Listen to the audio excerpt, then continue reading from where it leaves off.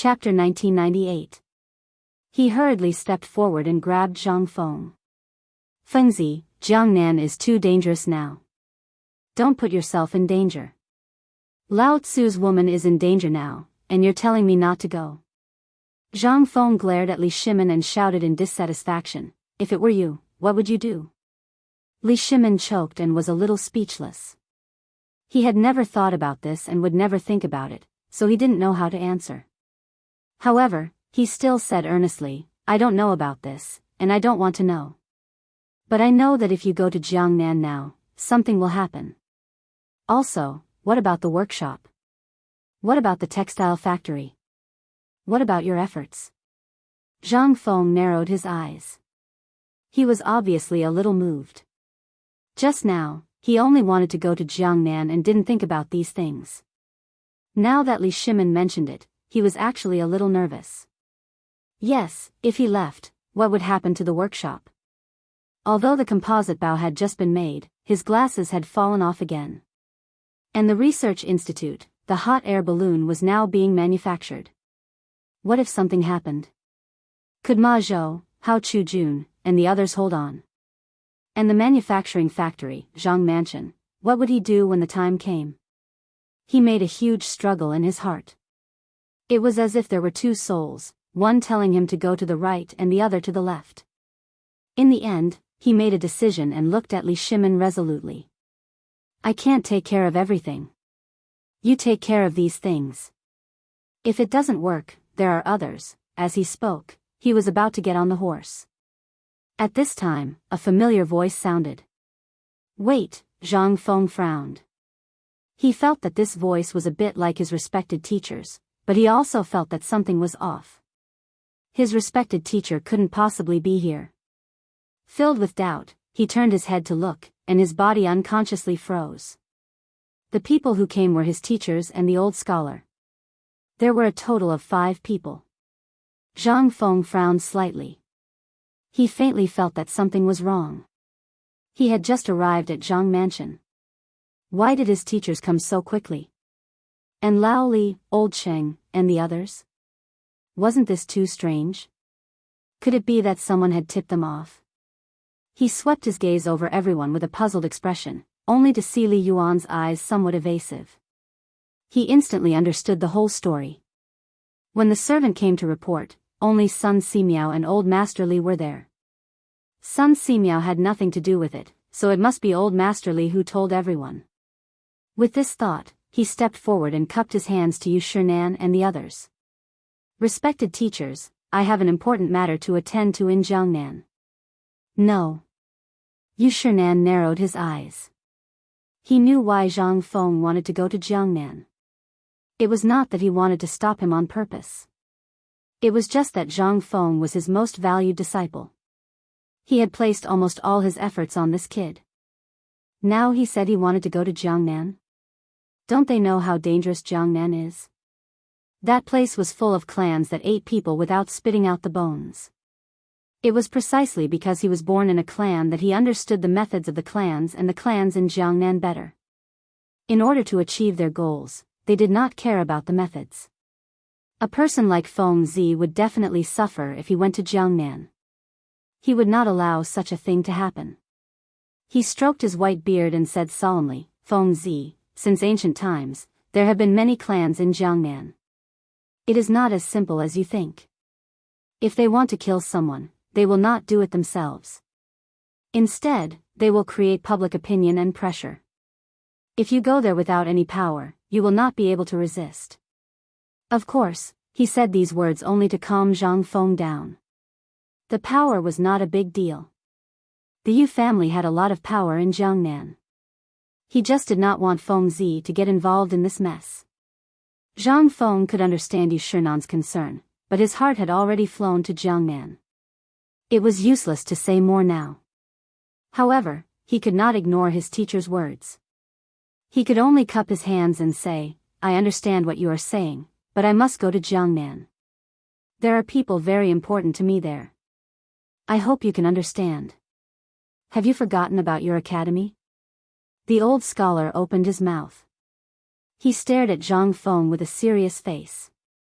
The academy is your painstaking effort, and the year-end examination is about to begin. Are you going to leave just like that? Year-end examination? Zhang Feng was stunned. This was something he had prepared when he first set up the academy. Every year, the students had to take a year-end examination, and this examination was used to identify the students' grades. Now the academy was still using middle school textbooks. After the examination, they would need to use university textbooks. These were all his painstaking efforts. If he really left just like that, he would not be able to bear it. At this moment, he was a little hesitant. He did not need to care about the forging workshop, manufacturing factory, and research institute for the time being because there were people taking care of them. However, the academy was a little different. If he left just like that, what about the textbooks? So many years of hard work would be gone. Moreover, this was also irresponsible to the students. However, in Jiangnan, he was a little conflicted and did not know what to do. Li Shimin saw that Zhang Feng was in a deadlock and knew that the opportunity had come. He leaned over to Qing Yaojin and whispered in his ear, "Go and call Big Black here." Chapter 1999. Qing Yaojin glanced at Zhang Feng, who was deep in thought, and instantly understood. Feng Zi wanted to go to Jiangnan because of Yuqi Yu, who was Yuqi Gong's cousin. As long as Yuqi Gong came to persuade him, it would be more effective than others. Thinking of this, he turned and slipped away. At this moment, Zhang Feng had come back to his senses. After thinking for a while, he still felt that it was more important to go to Jiangnan. The teaching materials could be delayed. If it really didn't work, he could write them in Jiangnan and send them over. If something happened to you, in Jiangnan, it would be too late for regrets. Therefore, he cupped his hands and said to the old scholar, "Old scholar, I can understand what you said, but the matter in Jiangnan is imminent. I dare not delay, or I'm worried that you, will be in danger." "You, Xueji frowned and said with some dissatisfaction, "Is Miss Yu more important than your career? You worked so hard to build the academy, and now it's on the right track. I believe the academy has a high place in your heart. Now you want to leave the academy? Are you worthy of the academy? Are you worthy of the students of the academy? Also, the academy's end-of-year examination is imminent. Are you going to abandon the academy?" Zhang Feng frowned and didn't know what to say. Because these words made him feel a little ashamed. Indeed, he built the academy single-handedly, and it was like his child. It was not good to just leave like this, and even a little heartless. However, it wasn't that he wouldn't come back. The academy would still flourish in the future. It was just that this trip to Jiangnan was unpredictable, and it was hard to say what would happen in the future. However, he couldn't leave you alone. This made it difficult for him. But at this moment, there was the sound of horse hooves not far away. Zhang Feng was suddenly awakened. He looked in the direction of the sound and saw Yuqi Gong and Qing Yaojin. "Feng Zi," Yuqi Gong shouted and jumped down before the horse stopped. He strode to Zhang Feng and said with a serious face, "Feng Zi, I heard that you're leaving?" "Yes." Zhang Feng nodded and said with a serious expression, "You, is in danger in Jiangnan. I'm going to save her." "Which bastard said that?" Yuqi Gong shouted loudly. His anger made his face appear red and black. There was a faint killing intent. "Yuer has not had a good time in Jiangnan, but it is definitely not as dangerous as you just said." On the way here, old Xing had told him that Feng Zi was going to Jiangnan, so he came this time to stop Zhang Feng from going to Jiangnan. Although Yu, was in danger in Jiangnan, it was not to the point of imminent danger yet. Moreover, if Feng Zi went, it would obviously intensify the conflict between the clans, and Yu would be in even more danger. Zhang Feng knew that Yuqi Gong was there to stop him, but he didn't know the situation in Jiangnan. Now that he heard about Yu's situation, he was a little anxious. He quickly asked, "What's going on? Is Yu in any danger?" Yuqi Gong furrowed his brows slightly and glanced at Li Shimin. Only then did he say, "Yu is not in as much danger as you think in Jiangnan. She is originally from a clan. Even if other clans have thoughts about her, don't you still have me? How can I let her be bullied so easily? Zhang Feng nodded. What old you said was very reasonable. You, was his cousin. Even if she was in danger, as her cousin, he could not ignore it. However, why would there be news from Jiangnan? He asked in confusion, but there is news from Jiangnan that you, is now in a very dangerous situation and is about to be annexed by the clans. It's not that exaggerated. Yu Qigong flatly denied it. He looked deeply at Zhang Feng and said, the Yu family's business has suffered a bit of a blow, but I've already helped them. Now, the Yu family's situation has eased a bit, and you, isn't in that much danger. Moreover, even if you, was in danger, as her older cousin, how could I ignore it? I also know about what happened to Jia Daoren. It was just an accident. Zhang Feng took a deep breath. He understood what Yu Qigong meant and believed his words, but he still felt a little uneasy. He could only ask, are you sure? Is you, really not in danger? He wanted to go to Jiangnan, but he was somewhat moved by Lao Li's words just now. In addition, his teacher's reprimand made him waver even more. Yes, the academy, the research institute, and the workshop were all his hard work. He really did not want to leave. However, these were not as important as you, For a moment, he did not even want to care about anything. He just wanted to go to Jiangnan to see you, However, when he thought of those clans and the people behind them, he felt that things were not so simple. Indeed, Yu Qigong and Li Shimin also thought so. At the same time, they also knew that most of the clans in Jiangnan were people or branches of the people behind them. That was why they urged Zhang Feng to stay. Otherwise, with Zhang Feng's personality, he would definitely cause a bloody storm in Jiangnan. At that time, it would be out of their control. Chapter 2000. Therefore, Yu Qigong nodded and said, yes, you, is not in danger for the time being. If you really want to save you, you should pave the way first, so that you won't be in a hurry in the future.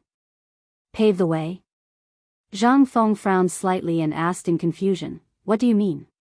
Yu Qigong did not answer, but turned to give Li Shimin a look. The latter understood, stepped forward, and said earnestly, Fengzi, I don't need to say anything. I think you know who those people in Jiangnan are, right? Zhang Feng nodded and said, they are all people of the 5 surnames and 7 hopes. Yes. Li Shimin nodded slightly and said solemnly, you had a conflict with the 5 surnames and 7 hopes before, and your business threatened their family business, so they are always thinking about how to deal with you. Am I afraid of them? Zhang Feng frowned and was a little angry. Those bastards are already dissatisfied with me, and this time they are even worse. I can't let them go like this. Don't stop me. Fengzi, Li Shimin patted Zhang Feng on the shoulder and motioned for him to be quiet. Then he said earnestly, I know you are not afraid of them, but you forgot one thing. Since those clans in Jiangnan hate you to the core, why don't they come to Chang'an City to deal with you? It's because they can't enter Chang'an City. But once you go out, you will undoubtedly be a sheep in a tiger's mouth, and there will be no return. They want to lure you out of Chang'an. If you go out like this, won't you fall into their trap? Moreover, with your current power, even if you can gain a foothold in Jiangnan, have you ever thought that there are so many clans in Jiangnan? If they unite, will you be a match for them? At this point, he glanced at everyone and said indifferently, not to mention you, Fengzi, even if any of us present here, we don't have the confidence to deal with the Jiangnan clan. Their strength is beyond your imagination. When the time comes, can you still save your? It was true that what he said was a little exaggerated, but it was true.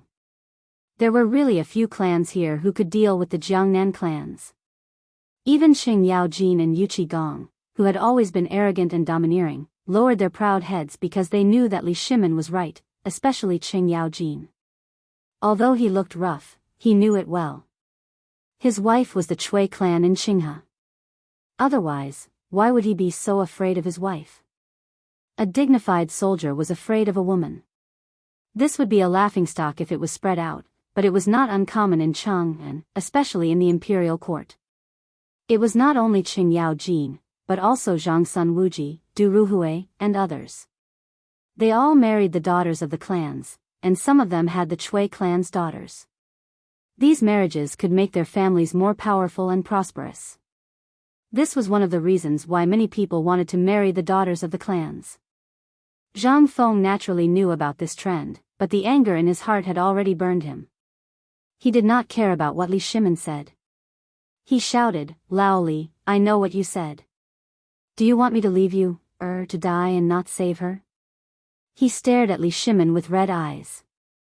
At this moment, in his opinion, Lao Li was stopping him. "Fengzi, don't be impulsive." Li Shimin put his hands on Zhang Feng's shoulders and comforted him. "Didn't Lao Yu say it just now? You, is not in danger." As he spoke, he gave Yu Qigong a look. The latter understood and quickly stepped forward.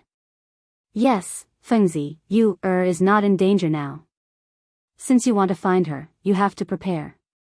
How are you going to face the Jiangnan clans? Otherwise, it will be useless."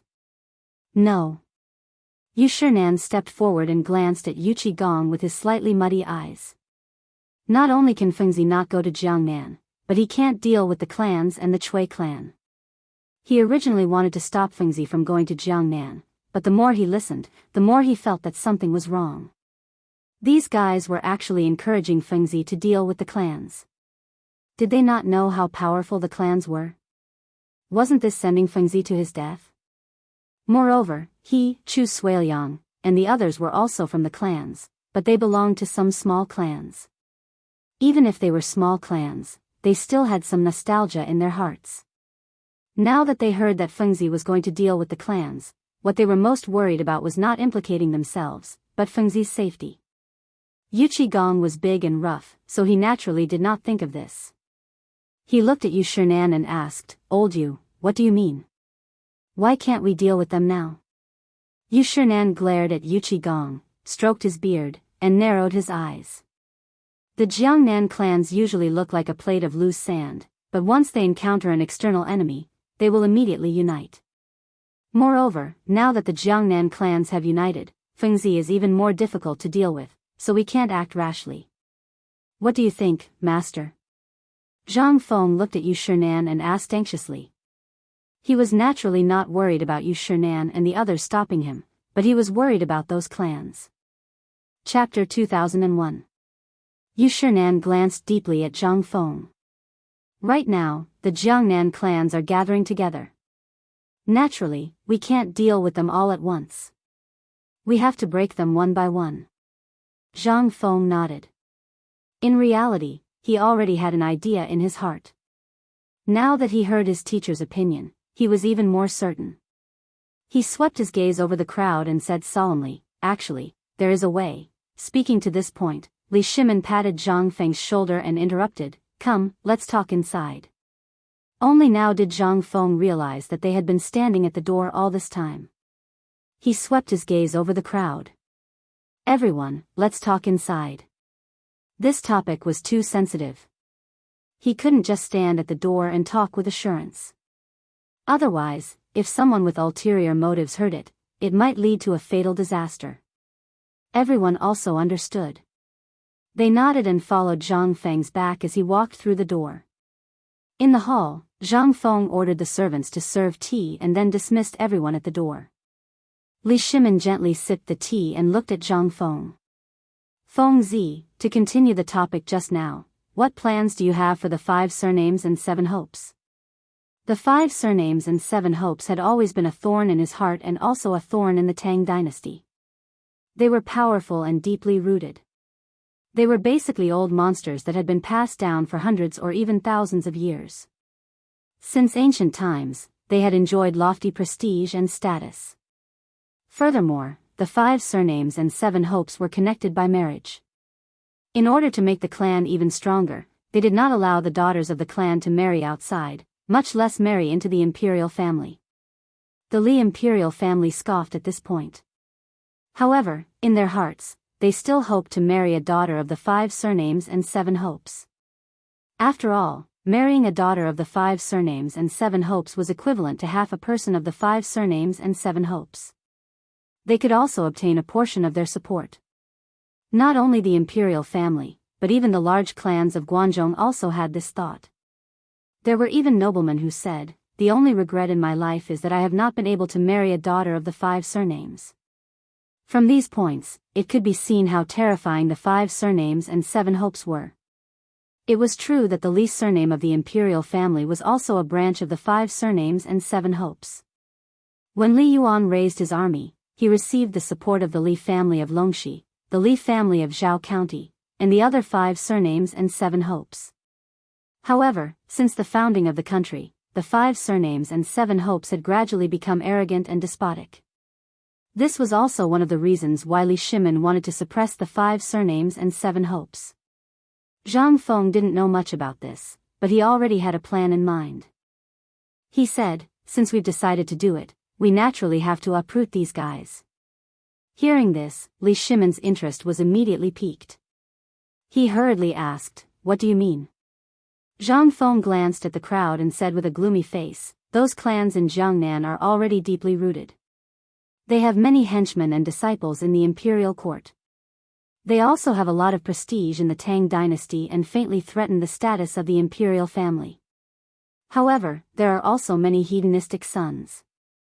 This time, when we go to Jiangnan, the first thing we have to do is to kill those hedonistic sons." Speaking of this, a cold light flashed in his eyes. There was no other reason than these hedonistic sons coveting you. The reason why those hedonistic sons became hedonistic sons is that many of them have extraordinary positions in the clans.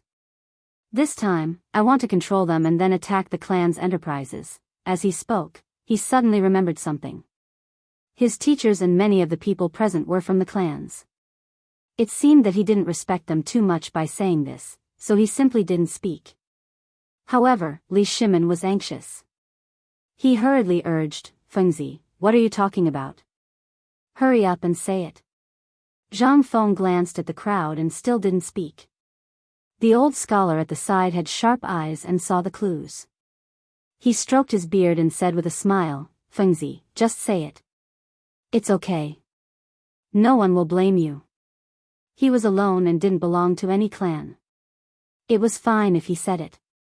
Moreover, now Fengzi's attention was all on the 5 surnames and 7 hopes. He didn't have any plans to go to Jiangnan. This was a good thing. Of course, he had to be encouraged. Yu Shinan narrowed his eyes and seemed to have seen something. He smiled and said, "That's right. Although there are many clans present, they are not people from the 5 surnames and 7 hopes. Fengzi, you can speak freely." Hearing these words, Fengzi's heart was finally at ease.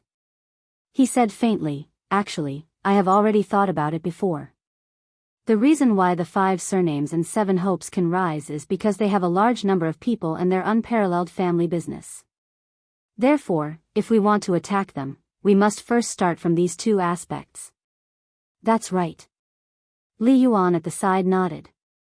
He was the one who knew the 5 surnames and 7 hopes the best because he was born in the Li family of Taiyuan, which was a very large branch of the Li family of Longxi.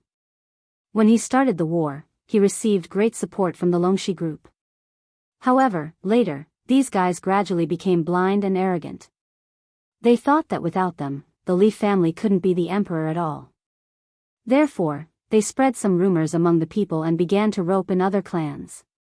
However, when he had just become the emperor, the royal family had no way to fight against the 5 surnames and 7 hopes. Even now, Erlang could only suppress them, but not completely suppress them.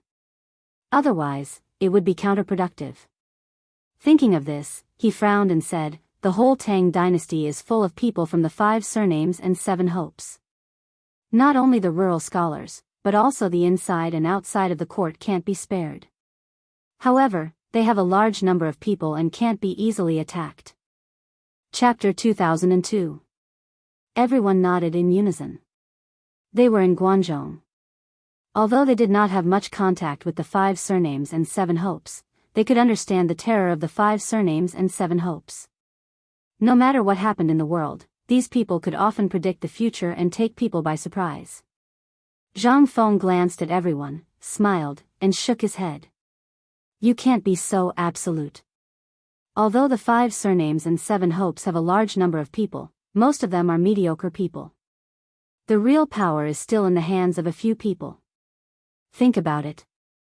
If you can control their population, won't you be able to control the development of the 5 surnames and 7 hopes? Control the population? Li Shimin was slightly taken aback. In fact, he had thought of this method before.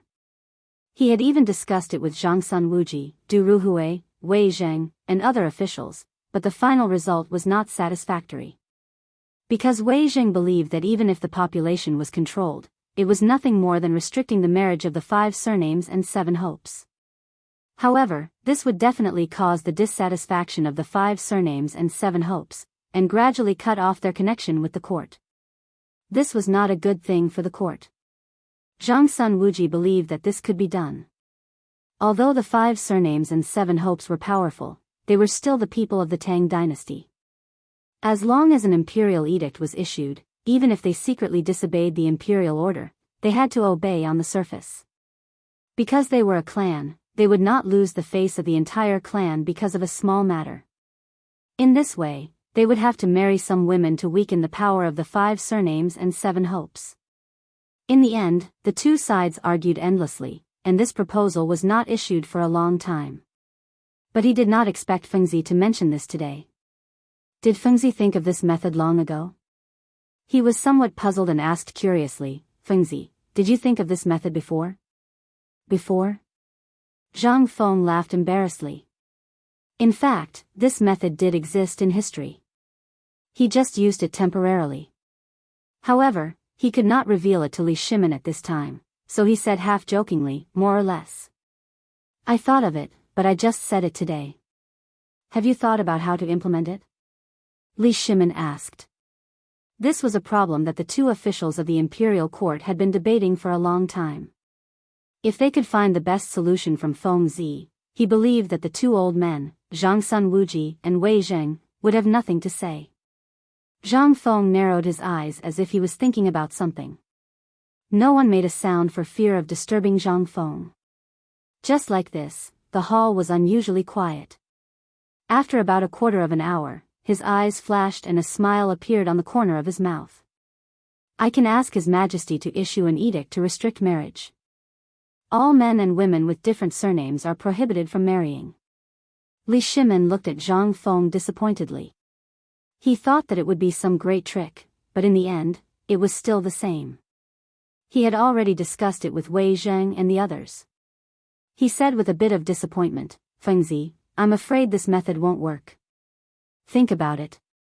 On the surface, the edict can restrict marriage, but secretly, no one knows whether they are people with different surnames or not. Moreover, if the people with different surnames and surnames are disgusted, what will happen if they suddenly leave the imperial court? You have to know that there are many people with different surnames and surnames in the imperial court. This is very unfavorable for the imperial court. These words were basically Wei Zheng's original words. He did not notify the edict. If it backfired, it would not benefit the imperial court at all. Of course, Li Shimin also knew the pros and cons, so he dared to say it to Zhang Feng.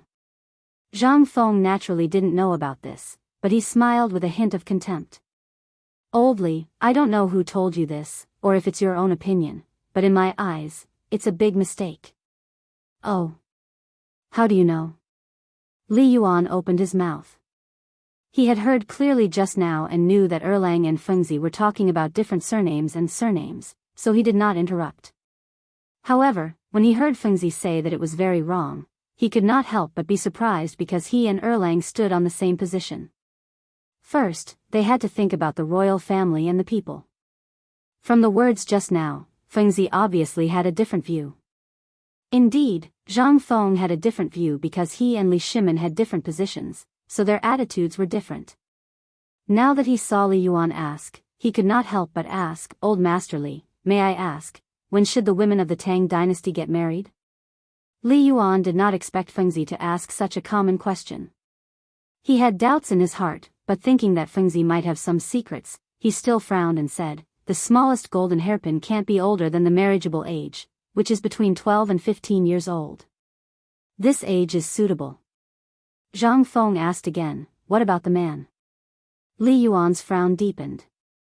A weak crown is the most suitable. Zhang Feng smiled. Then the 5 surnames and surnames and surnames must be the same? Li Yuan did not answer immediately, but pondered because he felt like he had discovered something, but he could not say it. Seeing that Fengzi was a little anxious, he said, the 5 surnames and surnames and surnames are a little different from ordinary people.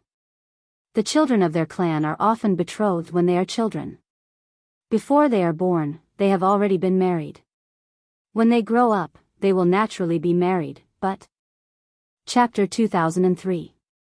Speaking of this, he frowned as if he had thought of something, but these are the minority.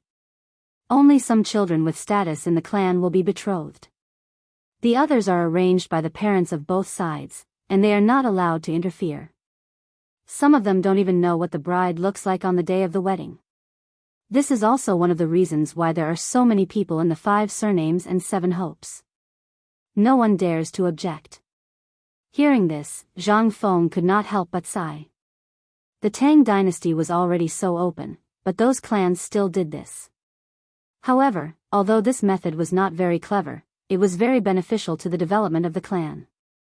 At the same time, he was also glad that they were not arranged by others.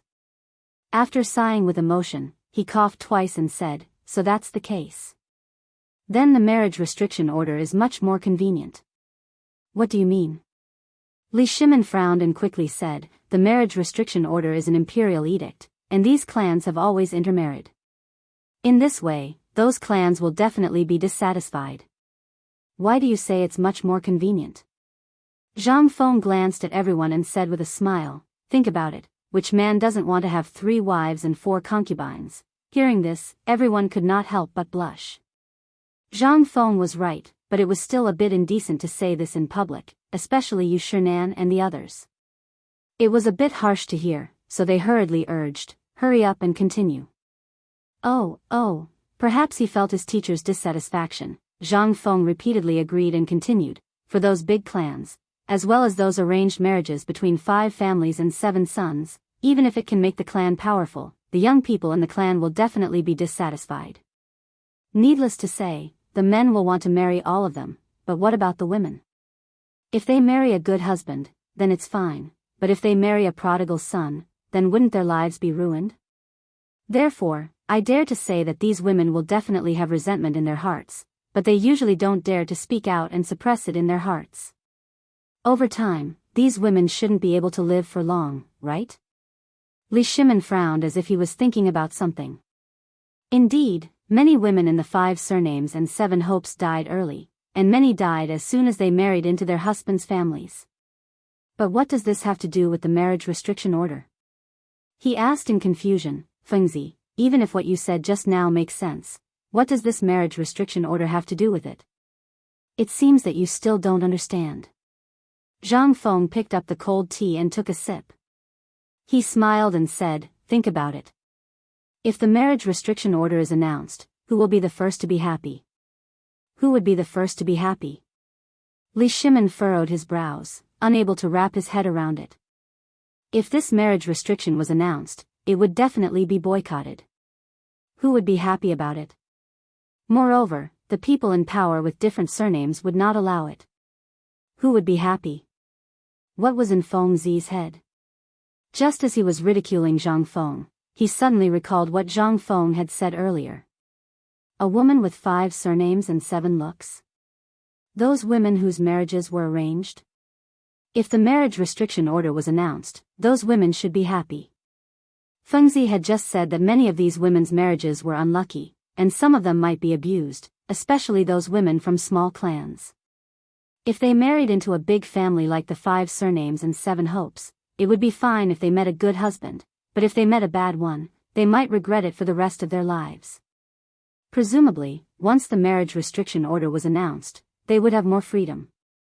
They might even be able to freely choose a husband. For those women, it was undoubtedly a gamble. However, would they give up the conditions of marrying into a rich and powerful family? Li Shimin was puzzled. He looked at Zhang Feng and asked, Fengzi, I roughly understand what you said, but why would those women listen? Whether they listen or not is a small matter. Zhang Feng waved his hand and did not care. He smiled and said, the most important thing is the marriage restriction order.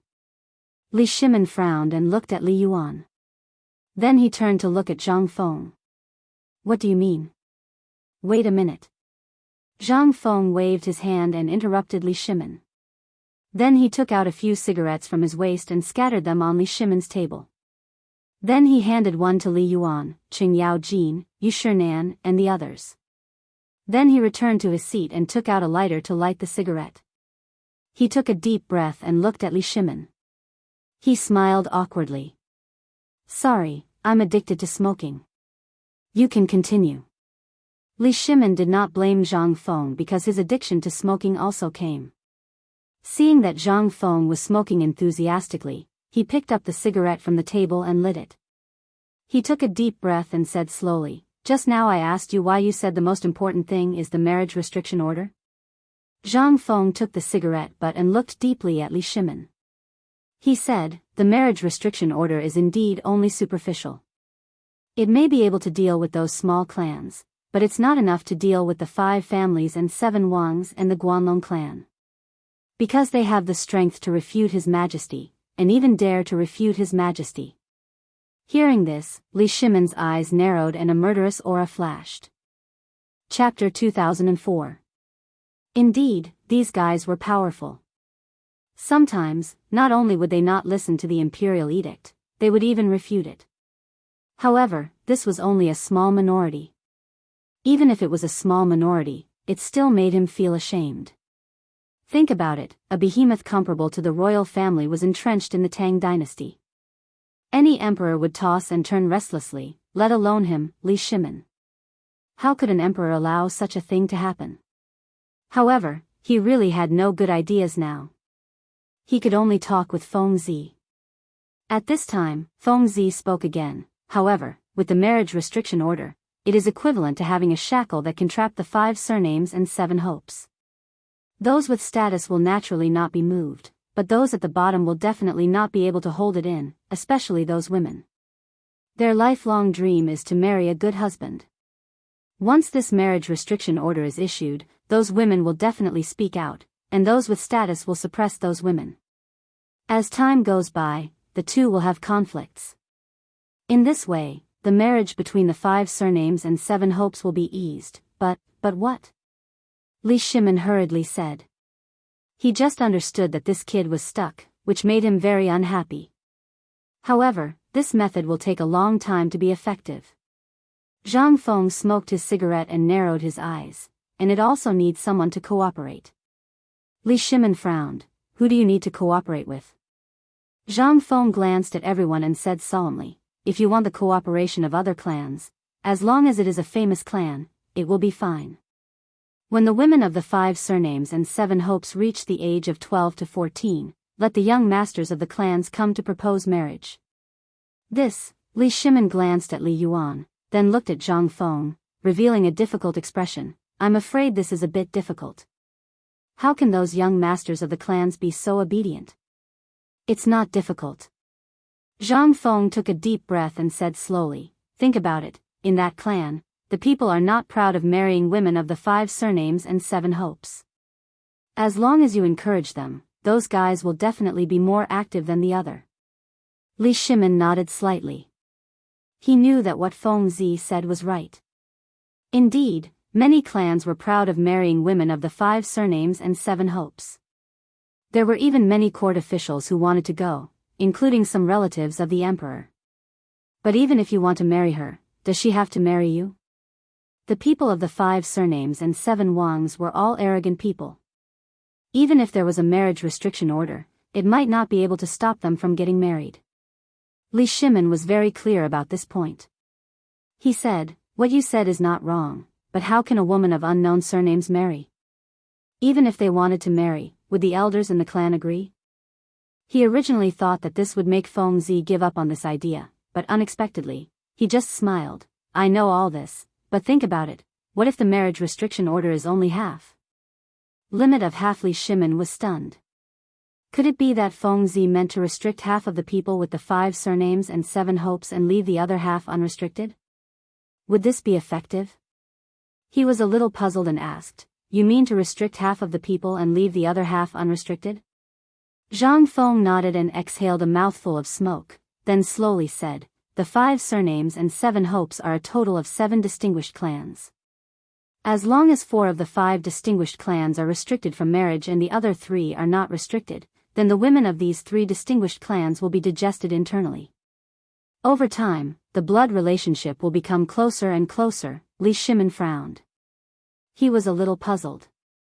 Wasn't it a good thing that the blood relationship was getting closer and closer? The bloodline in the clan would also become purer and purer. Why did it seem like it was a bad thing in Feng Zi's words? He interrupted in confusion. "Feng Zi, isn't it a good thing that your blood relationship is getting closer and closer to the clan? Haven't they always hoped for this? Why do you look so happy?" Everyone also nodded, because in their opinion, it was a good thing to marry close relatives, especially between cousins. This was simply a match made in heaven. In particular, some big clans, such as the 5 surnames and 7 hopes, thought that their bloodline was noble, so they constantly adopted the method of marrying close relatives to ensure the purity of their bloodline. Moreover, they believed that if they married other women, it would tarnish their bloodline, so they could only marry close relatives to avoid the confusion of their bloodline. In addition, men in the Tang dynasty generally had 3 wives and 4 concubines. A man would have many concubines, and the women born by these concubines were all daughters of concubines, but they would be placed under the name of the master's wife. The most favorite was to marry their own cousin. On the surface, they were called cousins, but in fact, they might not have any blood relationship at all. It was just because they were placed under the name of the master's wife, and the master's wife was their aunt, so the women born by these concubines had to be called cousins. The third point was the point of strengthening the relationship. They all believed that in the 3rd generation, the relationship would gradually drift apart, and only through marriage could this layer of interest be locked again. Most importantly, they did not know the harm of marrying close relatives. Even if there were some deformities, they would often blame it on the women, saying that these women were indecent or were cursed. Chapter 2005. The people present did not know this, but Zhang Feng's heart was as clear as a mirror. He smiled and explained, "What you said is not wrong. Everyone thinks that it is very good to marry close relatives, and it can prevent the family bloodline from being tainted. But do you know the harm of marrying close relatives? There is harm in marrying close relatives." Li Shimin looked at Zhang Feng with a shocked face. In his impression, many high-ranking officials were married close relatives, and there were also some clans with different surnames. These guys still thought that there was nothing wrong. Wait a minute, it seemed not necessarily. The concubine of the Taiyuan Wang clan master's illegitimate son gave birth to a baby a few days ago, and it seemed that there was something wrong with the baby's head. Moreover, this illegitimate son seemed to have married his cousin. Could it be that what Feng Zi said was true? The others also looked at Zhang Feng with a doubtful face. Because in their influence, many people were the products of close relatives. How could those people be fine? When it came to Feng Zi's mouth, why did it become a sinful thing? Li Yuan was somewhat puzzled. He looked deeply at Zhang Feng, trying to see something, but he could not see anything. He could only ask, "Feng Zi, is what you said true or false?" Zhang Feng nodded heavily, laughing in his heart at the ignorance of the ancients. But thinking that he was also an ancient person, he could only explain, "There should be many examples of close relatives marrying close relatives around you, right? How are those people? Not to mention other things, at least half of the people who marry close relatives are mentally retarded.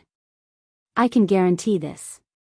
Hearing this, everyone lowered their heads and pondered. Scenes of marriage in the past appeared in their minds. The cousins of the Xian family, the cousins of the Gu family, the cousins of the Ji family, these were all close relatives. Their children really seemed to have some problems. Not to mention all of them, at least half of them were mentally retarded.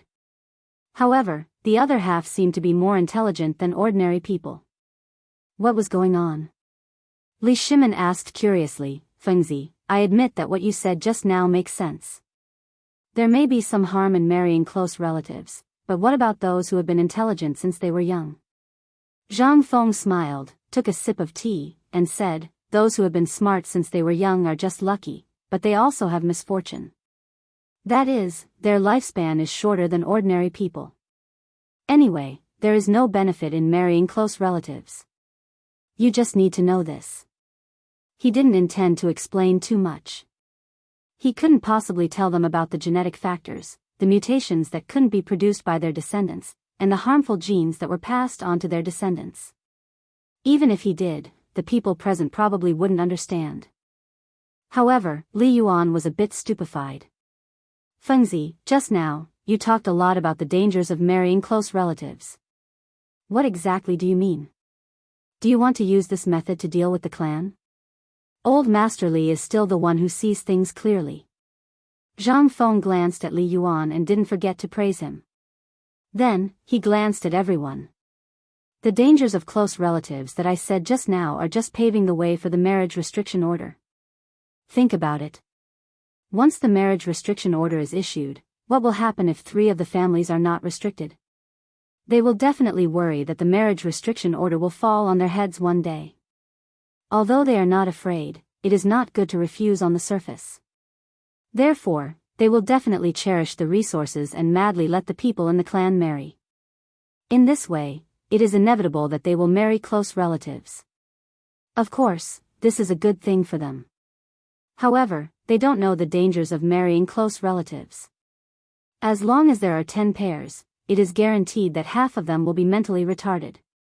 In this way, after a long time, the population of these clans will definitely decrease sharply. Hearing this, Yu Shinan frowned. Because he was somewhat dissatisfied with Fengzi's approach. Although the idea of marrying close relatives has not been implemented yet, if it is true, this is the idea of exterminating the clan. There will definitely be a storm. If the people of the 5 surnames and 7 hopes know the truth that Fengzi is the mastermind, it will probably lead to huge revenge. He looked at Zhang Feng worriedly and said, Fengzi, your method is a bit vicious.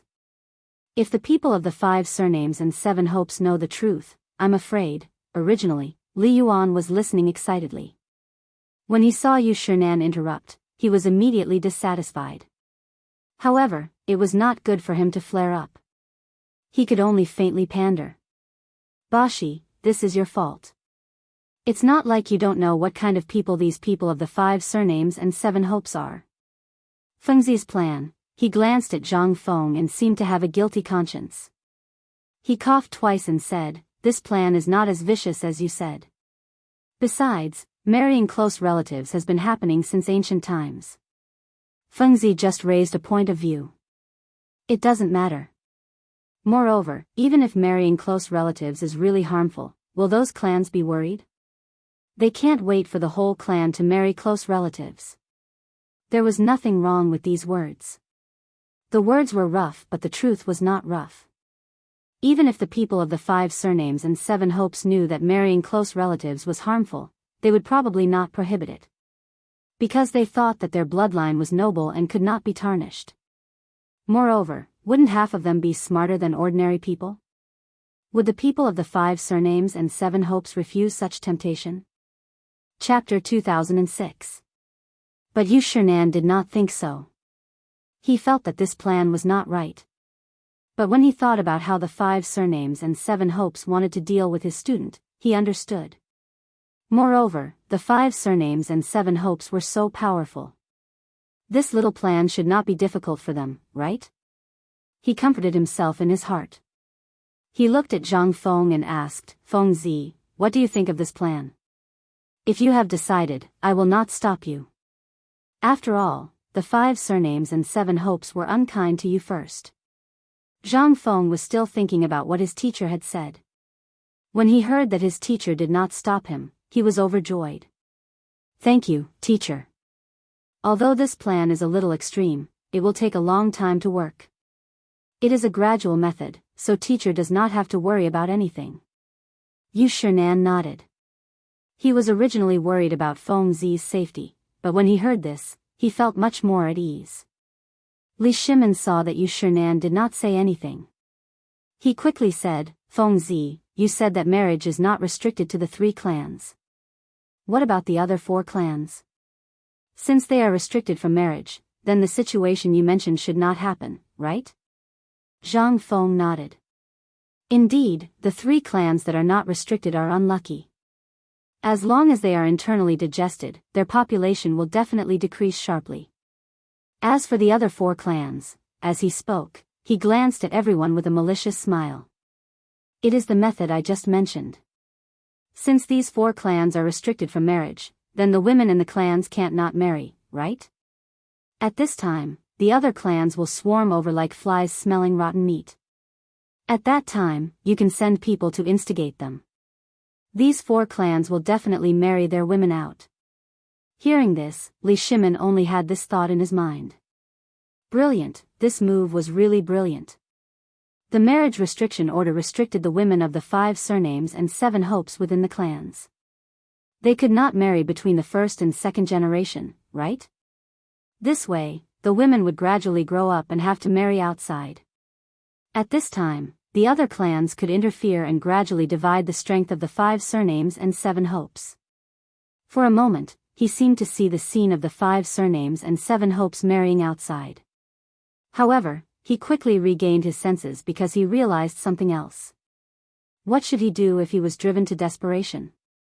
Although these fellows would obey the imperial edict on the surface, what if they disobeyed in secret? One had to know that none of these guys were in Chang'an. Even if he wanted to find evidence, he couldn't do anything to them. Moreover, even if they didn't obey, he couldn't do anything to them. He was a bit distressed. Looking at Zhang Feng, he hurriedly asked, Fengzi, there's no problem with the schemes you mentioned, but I'm worried that the 5 surnames and 7 wangs will do one thing on the surface and another in the dark. Moreover, what if they're driven to desperation? Zhang Feng waved his hand and didn't mind because he already had a countermeasure in mind. He smiled and said, you don't have to worry about that. Since I can come up with the marriage restriction plan, I naturally have a follow-up plan. Just now was just an appetizer. Let's call it the first plan. Now, we need to cooperate with the second plan. Plan B? Li Shimin frowned. He didn't know what other plan Fengzi had. Could it be more powerful than this plan? Everyone also looked at Zhang Feng in surprise. They had been listening and didn't know what the second plan was. This obviously aroused their curiosity. Especially Li Yuan, it could be said that he wanted to deal with the 5 surnames and 7 wangs the most. Just now, when he heard Fengzi mention the marriage restriction order, he knew that it couldn't be implemented in a short time. He couldn't help but feel a little disappointed. Who would have thought that this kid had a follow-up plan? He hurriedly asked, what's the second plan? Zhang Feng gently took a sip of tea, glanced at the crowd, and said, do you still remember the 2 points I just said to deal with the 5 surnames and 7 wangs? One is population, and the other is family property. Just now, I was talking about population, and now I'm talking about family property. Family property? Li Shimin's eyes narrowed. Obviously, he was interested. He knew that the family property of the 5 surnames and 7 wangs had expanded throughout the Tang dynasty. It was not an exaggeration to say that they were as rich as a country. When the army was raised, those guys sent a lot of gold, silver, and jewelry to show their support for the Li family. But he knew that those gold, silver, and jewelry were less than 1/10 of the 5 surnames and 7 wangs. Since he ascended the throne, as soon as he heard the news of the refugees' suffering, he unconsciously thought of these jewelry and the wealth of the 5 surnames and 7 wangs over the years. If these guys were willing to take out half of the money, the national power of the Tang dynasty would definitely double. Of course, he usually had the idea to deal with the 5 surnames and 7 wangs, but these guys avoided it every time, and they didn't commit any crime, which led to the relationship between the two sides becoming more and more stiff. Now, Fengzi was actually going to deal with the 5 surnames and 7 wangs family property? Didn't this guy know that the 5 surnames and 7 wangs were a hard bone to chew? Even he couldn't do anything. What could this guy do? Although this idea was good, it was really unrealistic. However, he didn't want to dampen Feng Zi's enthusiasm, so he had to ask, Feng Zi, what can you do? Those guys are not easy to deal with. Don't get yourself into trouble. Chapter 2007. He felt that it was necessary to give Feng Zi a warning first, otherwise, it would not be good if this guy had any dangerous ideas. Unexpectedly, Zhang Feng did not care at all, waving his hand casually. You don't have to worry about this, I'm not going to fight with them openly, they just have a big family business, then I'll use the family business to play them to death. What do you mean? Li Yuan was interested. You should all know about the inventions I made before, like cotton-padded clothes, braised meat, and those clothes in the textile factory.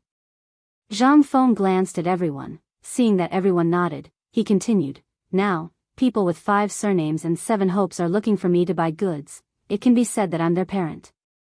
Li Yuan had an idea, as if he thought of something. Feng Zi, you mean to stop the goods in their hands? No, no, no. Zhang Feng shook his head and put out the cigarette in his hand. Then he said, even if they stop selling the goods in their hands, they can choose not to use them and find other goods to replace them. They can also buy from other vendors. They will never lose money. Li Shimin frowned, then what do you mean? Keep their goods. That's right. Zhang Feng nodded slightly, revealing a meaningful smile, not only keep their goods, but also increase their goods, even give as much as they want. Li Shimin was a little confused. Wasn't this a blow to their 5 surnames and 7 hopes? Why keep the goods? Instead, increase the sales of goods. Wasn't this giving money to the other party? At this moment, he even felt that Feng Zi had really become a lunatic. However, when he saw the smile on Feng Zi's face, he felt that things were not so simple, there seemed to be something wrong, but he could not say what was wrong. In fact, everyone present had this feeling, they basically all knew Zhang Feng very well, although this kid was usually unruly, he was more serious than anyone when he was serious. Saying this now, there must be some mystery. Therefore, they chose to wait and see. However, Li Yuan could not sit still, he asked somewhat puzzled, Feng Zi, what do you mean by what you said just now? Why do you want to increase the goods of 5 surnames and 7 hopes? Zhang Feng smiled, listen to me tell you a story first. Everyone was a little confused, they came to listen to you about the things of 5 surnames and 7 hopes, not to listen to a story. What story was this Feng Zi telling now? But on second thought, since this Feng Zi could say it, it must be an important matter, so they kept quiet and waited and watched. Looking at Zhang Feng, he took a sip of tea and continued. The 2 brothers were both businessmen, they usually had a good relationship, they were usually the seller who bought the goods. One day, this seller wanted to see the relationship between the 2 brothers, so he thought of a way to start increasing the goods by 10%, the 2 brothers were very happy, thinking that they had met a good person. The next day, the seller increased the goods by 30%, the 2 brothers were even more grateful to this seller. On the 3rd day, the seller increased the goods by another 50%, the effect was naturally needless to say, the 2 brothers simply regarded the buyer as a sage, but on the 4th day, this seller only gave the goods to Big Brother, and gave 60%, not to Little Brother. Little Brother instantly felt that something was wrong, thinking that Big Brother bribed the seller to cut off his livelihood. Big Brother did not know anything, but still doted on Little Brother, so he gave half of his goods to Little Brother. By the 5th day, the seller still gave Big Brother the goods, not Little Brother. Little Brother felt more and more that something was wrong. In the beginning, I still gave some face to Big Brother, later on, I directly questioned Big Brother. Big Brother naturally did not know anything. At this time, the seller came and said that only one person could buy his goods in the future. Little Brother instantly understood something. It was all Big Brother's doing. The 2 brothers broke off their relationship. Seller? 2 brothers?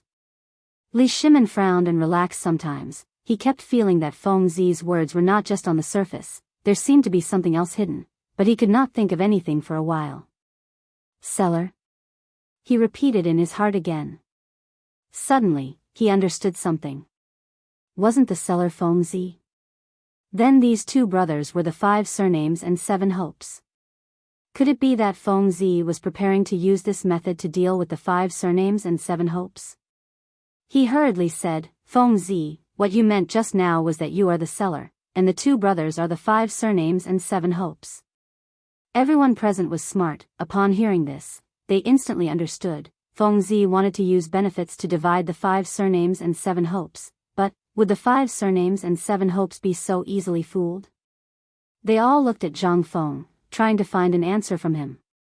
However, they saw Zhang Feng smile faintly, looking at Li Shimin. You are the boss, your brain is good. Yes, that is my idea. Now I am providing all kinds of supplies to the 5 surnames and 7 hopes. There are silk, cotton-padded clothes, food, and other necessities. If I suddenly increase the supplies to one of them, think about it. What would the other families think? Chapter 2008. Li Shimin narrowed his eyes and thought for a while before saying, if it's just the beginning, it shouldn't have any effect. At most, they'll just come and ask. But if it goes on for a long time, it will inevitably cause that young master's dissatisfaction. That's right. Zhang Feng nodded, took a sip of tea, and said, let them be dissatisfied. At the beginning, there may not be any effect, but after a long time, they will definitely come to question me. Speaking of this, he sneered, and I will avoid meeting them and not reveal any information. If they can't get any information from me, they will suspect that person. In this way, won't the conflict between the two sides arise? That's right. The corners of Li Shimin's mouth rose. Obviously, he was very satisfied with this plan. But soon, he seemed to have thought of something, and his expression changed. There is a conflict, but the people of the 5 surnames and 7 hopes are not stupid. They will not shed all pretense of cordiality because of such a small matter. After all, their businesses are still very big. This is nothing at all. Zhang Feng nodded, and said with a dignified expression, you are right. The 5 surnames and 7 hopes are not fools. They will not be so easily fooled. That's why I just said to give them benefits first. First, give them more goods, give them as much as they want. Once they taste the sweetness, then suddenly reduce one of them. This will cause them to have a conflict. Moreover, not only this, but also use other methods to break up their forces. What methods? Li Shimin asked subconsciously. Rumors. Zhang Feng sneered. The 5 surnames and 7 hopes seem to love each other like a family, but secretly, who can guarantee that they are not scheming against each other? That makes sense. Li Yuan's eyes were half narrowed, and he stroked his sparse beard. Because Feng Zi's words just happened to speak to the bottom of his heart. Indeed, the 5 surnames and 7 hopes were usually very harmonious, but secretly, they did not do little shady business. Although it was said that they supported each other and loved each other, every time when it came to dividing huge benefits, they would often see through the facade. However, this was often a quarrel between the younger generation of the clan. Finally, when it came to decision-making, the people in power in the clan would come forward, and in the end, it would end with a smile, thus dividing the benefits. Therefore, it was not an exaggeration to say that he was the one who understood the 5 surnames and 7 hopes the most. But soon, he thought of another point. Even if there were huge benefits, the people who would be in conflict were usually some of the younger generation. The older generation's leaders were still very clear-sighted. Generally, they would not be so impulsive. It was hard to say whether Feng Zi's plan would succeed. Thinking about this, he looked deeply at Zhang Feng and said faintly, Feng Zi, you are right. Usually, there will be some conflicts between the big clans, but the people in power are not blind. They are not that easy to fool. Do you have 100% confidence in this plan? There's a 100% chance that it won't work out, but Zhang Feng narrowed his eyes, obviously pondering over Li Yuan's words earlier. Indeed, those who are able to wield authority in the clan are all dragons and phoenixes among men. How could they be so easily fooled? Just as he was thinking, he suddenly had an idea and hurriedly said, those people in power do have some brains, but they probably didn't think that they would be tricked by themselves, right? What do you mean? Do you have people with 5 surnames and 7 looks? Li Shimin's eyes widened as he hurriedly said. No, no, no. Zhang Feng waved his hand and shook his head with a smile. As the saying goes, 1,000-mile dike can be destroyed by an ant's nest. Don't look at how these hedonistic sons usually have nothing to do, but they are the first line of defense of the 5 surnames and 7 looks, and also the most important line of defense. As long as we take them down first, then it will be much more convenient. What do you mean? You want to deal with the hedonistic sons of the 5 surnames and 7 looks first? Li Shimin looked at Zhang Feng, somewhat in disbelief. Because in his opinion, since Feng Zi wants to take action from the population and industry, then what's the use of dealing with hedonistic sons? But unexpectedly, Zhang Feng did not care at all, and smiled. That's right, I just said, we have to take action from the population and industry first. The breakthrough of population is those hedonistic sons, because they are the younger generation of the 5 surnames and 7 looks. The inheritance of the 5 surnames and 7 looks is basically on them. If we can instigate 1 or 2 of them, then for us, it is still very effective. Hearing up to here, Li Shimin finally understood. So this kid is planning to instigate 1 or 2 hedonistic sons of the 5 surnames and 7 looks, but how could it be so easy? Those fellows are all arrogant, and instigate them? He looked at Zhang Feng with a puzzled expression. I'm afraid it's not that easy. Moreover, what can hedonistic sons do? Then you're wrong. Zhang Feng smiled, looked at Li Shimin, and said, instigation is not easy, but hedonistic sons are very useful. Think about it, to be able to become hedonistic sons, most of them have a certain status in the clan. Since they have a status, then they have good resources, manpower, and so on. If we can rope them in, we can get the latest information as soon as possible. This way, we won't be flustered before things happen. Li Shimin nodded and smiled bitterly. That's true, but how are you going to instigate them?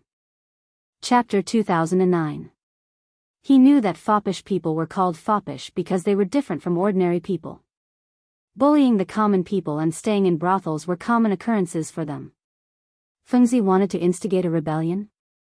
Wasn't it as difficult as ascending to the heavens?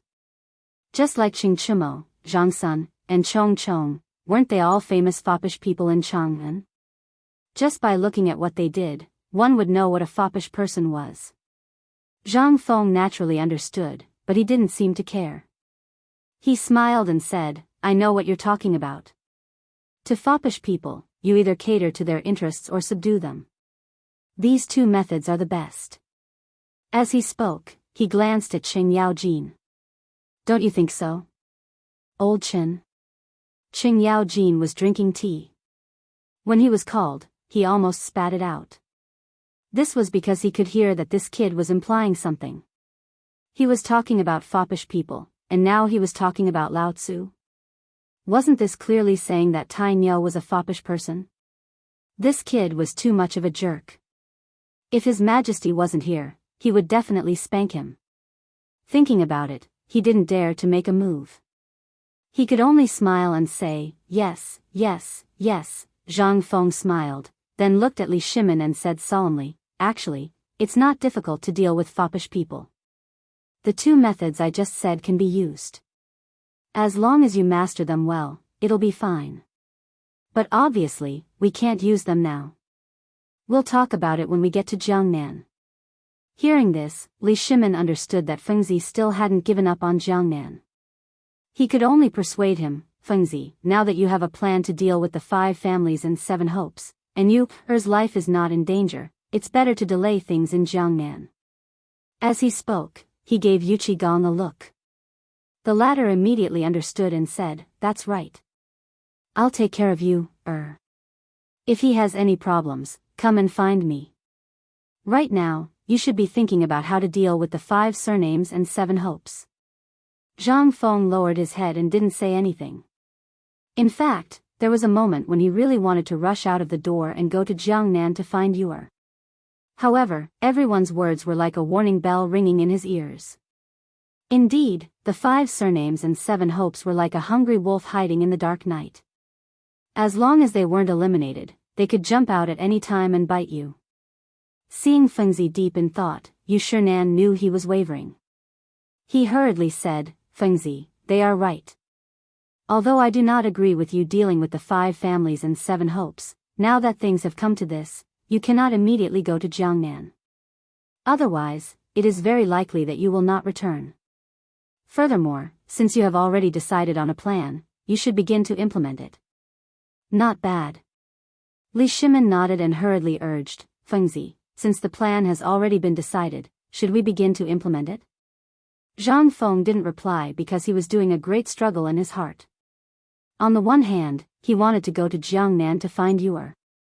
On the other hand, he wanted to immediately implement the plan. He was wavering between the two. Find Yuer or deal with the Jiangnan clan?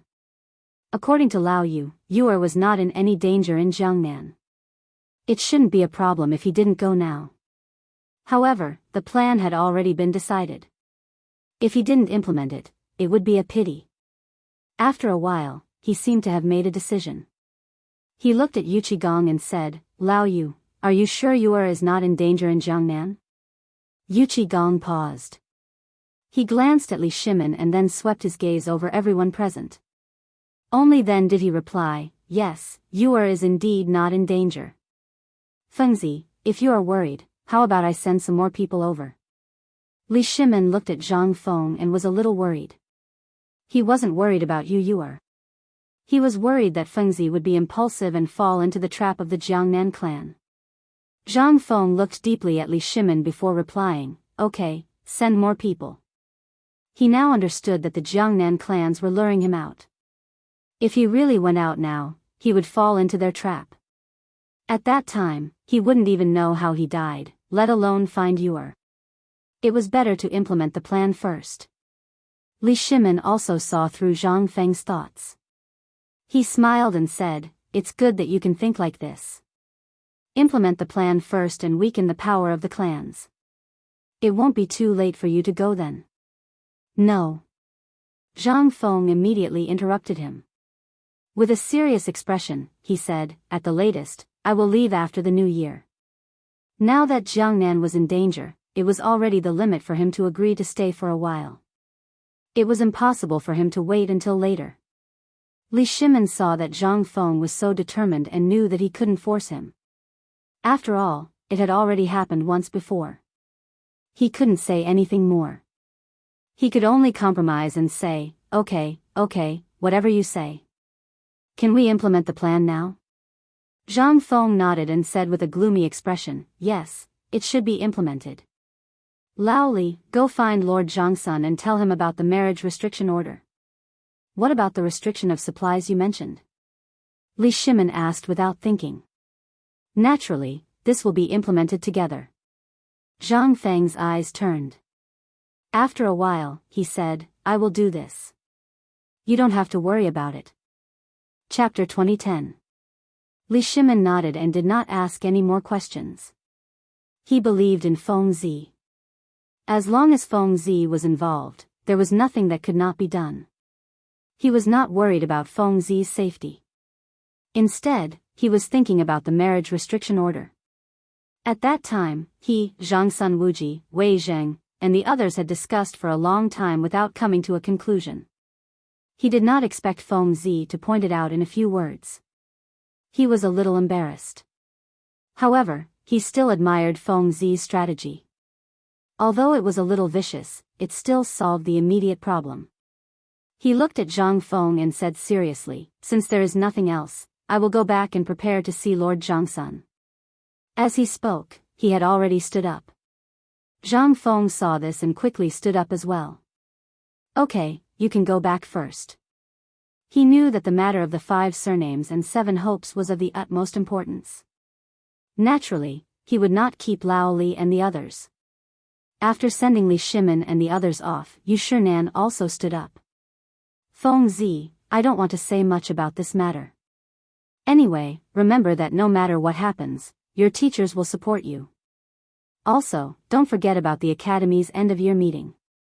You should prepare the teaching materials. Zhang Feng nodded and cupped his hands with a serious expression. Teachers, rest assured. This student will not forget. Yu Shinan nodded slightly and waved his sleeves. Chu Suiliang and the others did not say anything. They all looked at him and left. The old scholar patted Zhang Feng's shoulder and said with a smile, Kid, don't worry. Just do it. Zhang Feng nodded and bowed to the old scholar. He knew how much the old scholar valued him and would not let him down. He smiled and said, "Thank you, teacher." The old scholar smiled and turned to leave. Zhang Feng looked at the backs of his teachers and couldn't help but feel a little sad. In fact, part of the reason he was going to Jiangnan this time was to get rid of his teachers. It was like a child growing up and always having someone to take care of him. His teachers were good to him, but always taking care of him like this made him feel a little repulsed in his heart.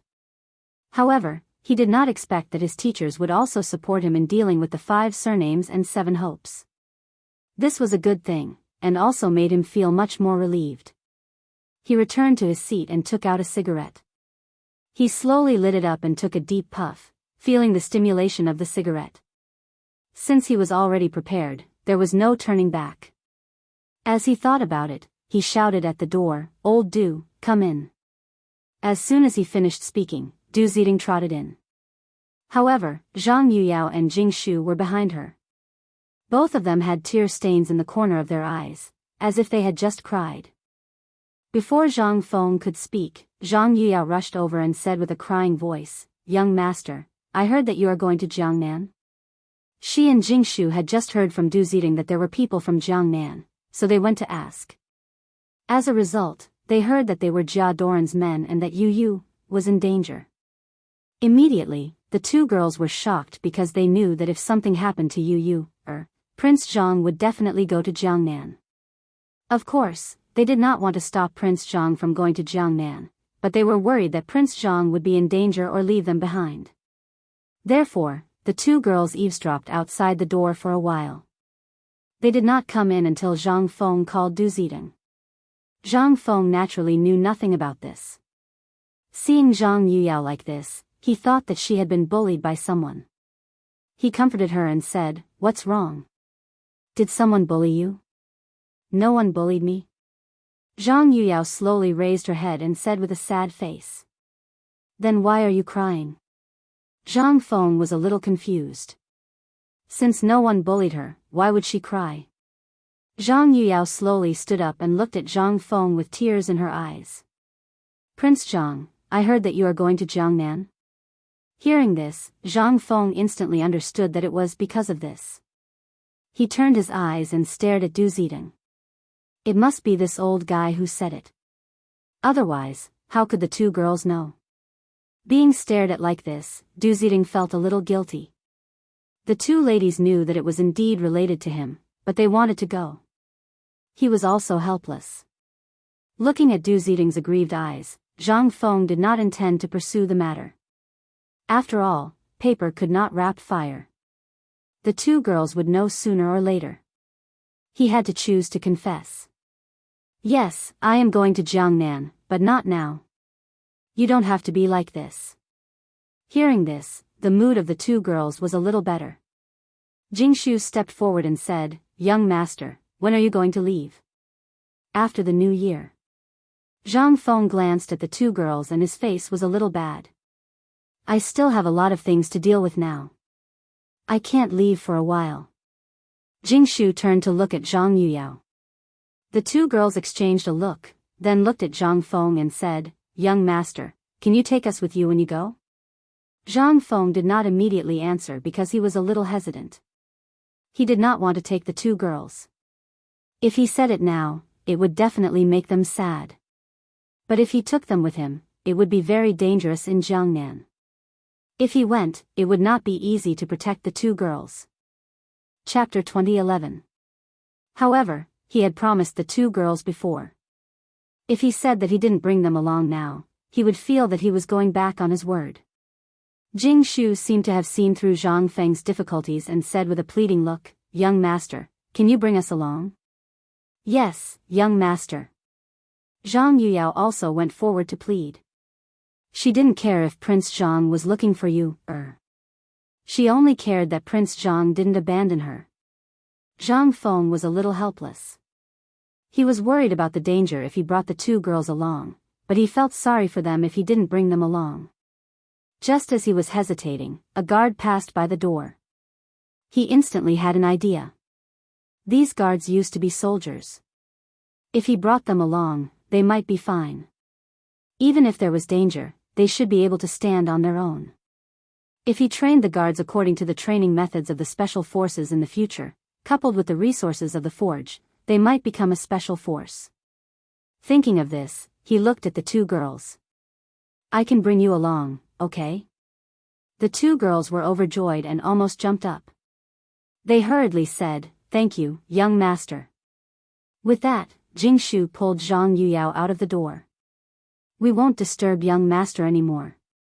We'll leave first. Since Prince Zhang had already agreed, there was no need to stay any longer to avoid angering the young master. Moreover, the young master seemed to have something to say to the butler. Sure enough, after the two girls left, Zhang Feng looked at Du Zidong with a gloomy face. Old Du, did you tell them that I was going to Jiangnan? Du Zidong's face immediately fell. He hurriedly explained, Master, it wasn't me. They saw Huan Yan and guessed it themselves. Enough. Zhang Feng waved his hand and didn't intend to pursue the matter. Instead, he looked at Du Zidong with a serious face. Old Du, how is the situation with the Jiangnan clans and the 5 clans and 7 hopes buying from us these few days? These words seemed to have touched Du Zidong's heart. He raised his head and smiled like a Maitreya Buddha.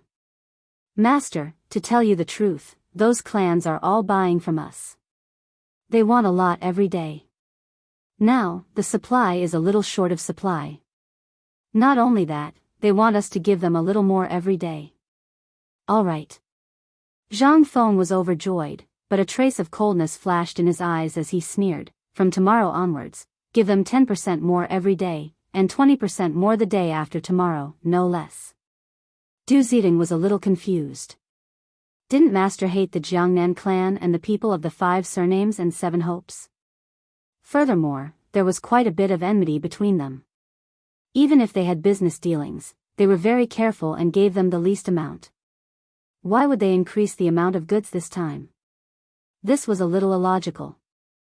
Thinking about it, he asked with a puzzled expression, Master, didn't you hate those clans the most in the past? He had also given very little goods, so why did he suddenly want to increase it? At this point, he suddenly realized that he had said too much, so he stopped and looked at the old master. However, when he thought about how the old master wanted to increase the contact between the clan and the clan, he was extremely anxious in his heart. He looked like he wanted to say something but hesitated, which made people very angry. From the words just now, Zhang Feng already knew what the butler meant, but the plan had already been set, so he naturally would not give up. He said with a resolute face, Old Du, I know what you mean. You are just worried that the clan will become bigger. Don't worry about this. If you want a person to die, you must first make them crazy. This time, I will make them crazy first, you just need to do as I say. Du Zidong frowned slightly. Although he could not understand Master's thoughts, he deeply knew that as long as Master was right, and most importantly, Master had a grudge with the clan, he could not let him go. After thinking about it, he nodded and said, Yes, Master. Then I will go and inform them now. With that, he turned around and prepared to leave. Wait. Zhang Feng waved his hand to stop Du Zidong, and said with a serious face, Right now, how many guards are there in the manor? Du Zidong's eyes rolled as if he was thinking about something. After a while, he said, There are 55 guards, 20 or so servant girls, 10 or so people in the kitchen, and some old women. Okay, I told you to say the guards, not the number. Zhang Feng unhappily interrupted Du Zidong. He glanced at the empty space outside the door and said, Immediately go and gather all the guards in the manor in the courtyard. I have something to announce. Although Du Zidong did not know what Zhang Feng was planning, he still nodded and left. Zhang Feng took out a cigarette from his waist, lit it, and followed the footsteps out. He stood in the courtyard, feeling the cold wind of the cold day. At this time, there was no more snow, but he still felt as if his face had been scraped by snowflakes, dry and cold and painful. He looked in the direction of Jiangnan, inhaling the cigarette, allowing the cigarette to stimulate his body, and gradually sank into his memories. I hope nothing happens to you in Jiangnan. If something happens to you, I will definitely not let the clan of Jiangnan go. I will definitely come to Jiangnan to find you. Wait for me. After this period of time passes, the clan will definitely become powder under my feet. Chapter 2012. Just as he was thinking, a shout pulled him back to reality. Master! Zhang Feng glanced behind him and saw that many guards had already gathered. He casually threw away the cigarette butt and sorted out his emotions. He suddenly turned around and said with a straight face, "Everyone is here." Seeing their master's expression change, the guards seemed to know that something big had happened. They all became serious, lined up, and said in unison, "Yes, master." Zhang Feng glanced around and nodded slightly. "Don't be nervous. I'm just announcing something. From today onwards, everyone will put down their work and accept my training every day." Training? What training? The guards whispered to each other with a puzzled look. For them, working in the Zhang mansion was undoubtedly to protect their master and earn some money to settle down. They had never thought about training. Although they were retired soldiers, they had not trained for many years and had long been used to this lazy life. Now that their master suddenly said this, they were indeed not used to it. Zhang Feng naturally knew the doubts of the guards. He waved his hand to signal them to be quiet and then said, "Everyone must be puzzled. Since you are all guards, why should I let you train?" As he spoke, he looked in the direction of Jiangnan and his face became gloomy, "Because I will be going to Jiangnan in a few days. I hope that you can go there and help me. Can you understand?" Jiangnan? Master is going to Jiangnan? Why is Master going to Jiangnan? It should be related to the perfume we talked about last time, right? The people standing there were all the trusted subordinates of the Zhang mansion. When Jiangnan was mentioned, they naturally thought of the perfume because they all knew about the dried flowers. Thinking of this, they could understand and kept cheering. "Master, we support you. Master said that the perfume is a treasure. If that's the case, we must go to Jiangnan with Master." Hearing the cheers of the crowd, Zhang Feng nodded slightly and then his face turned cold. "Good. In that case, let's start training. First, form a circle and run 50 laps around the courtyard." Hearing this, the guards felt guilty. Although they were retired veterans, they hadn't trained for a long time. Suddenly running 50 laps, their bodies might not be able to take it. But when they thought of helping their master in the future, they gritted their teeth and slowly ran in a circle. Zhang Feng stood at the periphery and glanced at the crowd. He said in a cold voice, "Today is just the beginning. From tomorrow onwards, you will need to run 5 laps around Chang and city every morning, do 200 push-ups at noon, and then practice archery in the courtyard. At night, you will take turns to use the Shao mountain gun." They felt that the whole day had been arranged so clearly that there was no time for rest. Although they didn't understand what push-ups were, when they heard that they had to run 5 laps around Chang and city every day, they felt their legs go weak. That was Chang and city, at least 20 kilometers. If they ran 5 laps, it would be 100 kilometers. They didn't need to run. Just hearing it was scary enough. What push-ups were there? He still wanted to practice archery? Practice the Shao mountain gun? Their legs were a little weak. Just when they were about to plead with their master, Zhang Feng's voice sounded again. "Whoever can persist to the end today will be the leader of this team. You don't have to worry about not getting paid for training every day. In the future, as long as you participate in the training, you will get a bonus on top of your original salary every day." As soon as these words came out, the crowd was as if they had been injected with chicken blood. Their eyes turned red and even their running speed increased a lot. They weren't greedy for money, but they felt that the sound of money seemed to make their blood boil. Why did they want to be a soldier in the first place? Wasn't it for the title and money? Since they couldn't get the title, they could only get money. Besides, many of them had family members. If they had more money, they could undoubtedly let their family members live a better life. For a moment, they seemed to see their family members eating and drinking well. Zhang Feng was naturally happy to see this scene. He lit another cigarette and slowly smoked. Before he took 2 puffs, he saw Du Zidong come over. He looked at the guards running in the yard with a puzzled face and unconsciously walked to Zhang Feng's side. Oh, master, it's done. The guards are, old Du, you came at the right time. Zhang Feng took out the cigarette butt and pointed to the guards. Record it. In the future, these guards will have to run 5 laps around Chang and city every morning with sandbags tied to their legs and steel on their backs. At noon, they will do 200 push-ups, and then they will practice archery in the yard. At night, they will take turns to go to Shao Mountain and train with guns. Also, add a bonus on top of their original salary.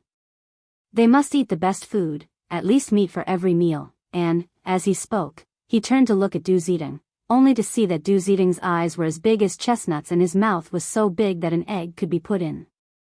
He scolded him angrily, "Old Du, why are you in a daze?" Chapter 2013. Oh.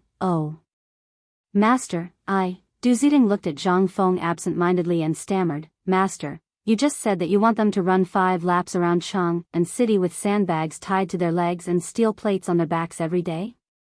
Do 200 push-ups at noon? By the way, what is push-ups? And practice archery? Aren't you afraid that these guys will be crippled?" "They won't." Zhang Feng waved his hand and said seriously, "I have arranged everything. This kind of systematic training will not only not cripple them, but also make their bodies stronger. You don't have to worry about this. You just need to help me supervise them every day." Indeed, he used the training method of special forces in the future. This kind of training was very high intensity, and ordinary people could not accept it at all. But for these people who had been soldiers, it was more acceptable. Even if they were not used to it at first, they would slowly accept it.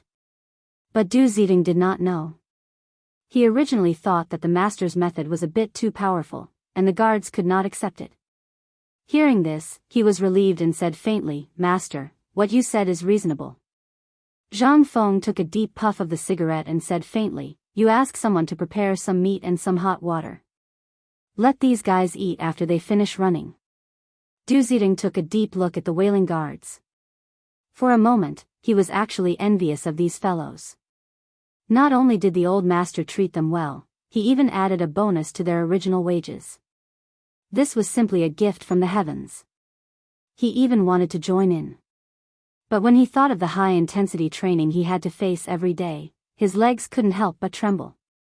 He could only accept the order and leave quietly. "Hurry up for Lao Tzu. Don't dawdle."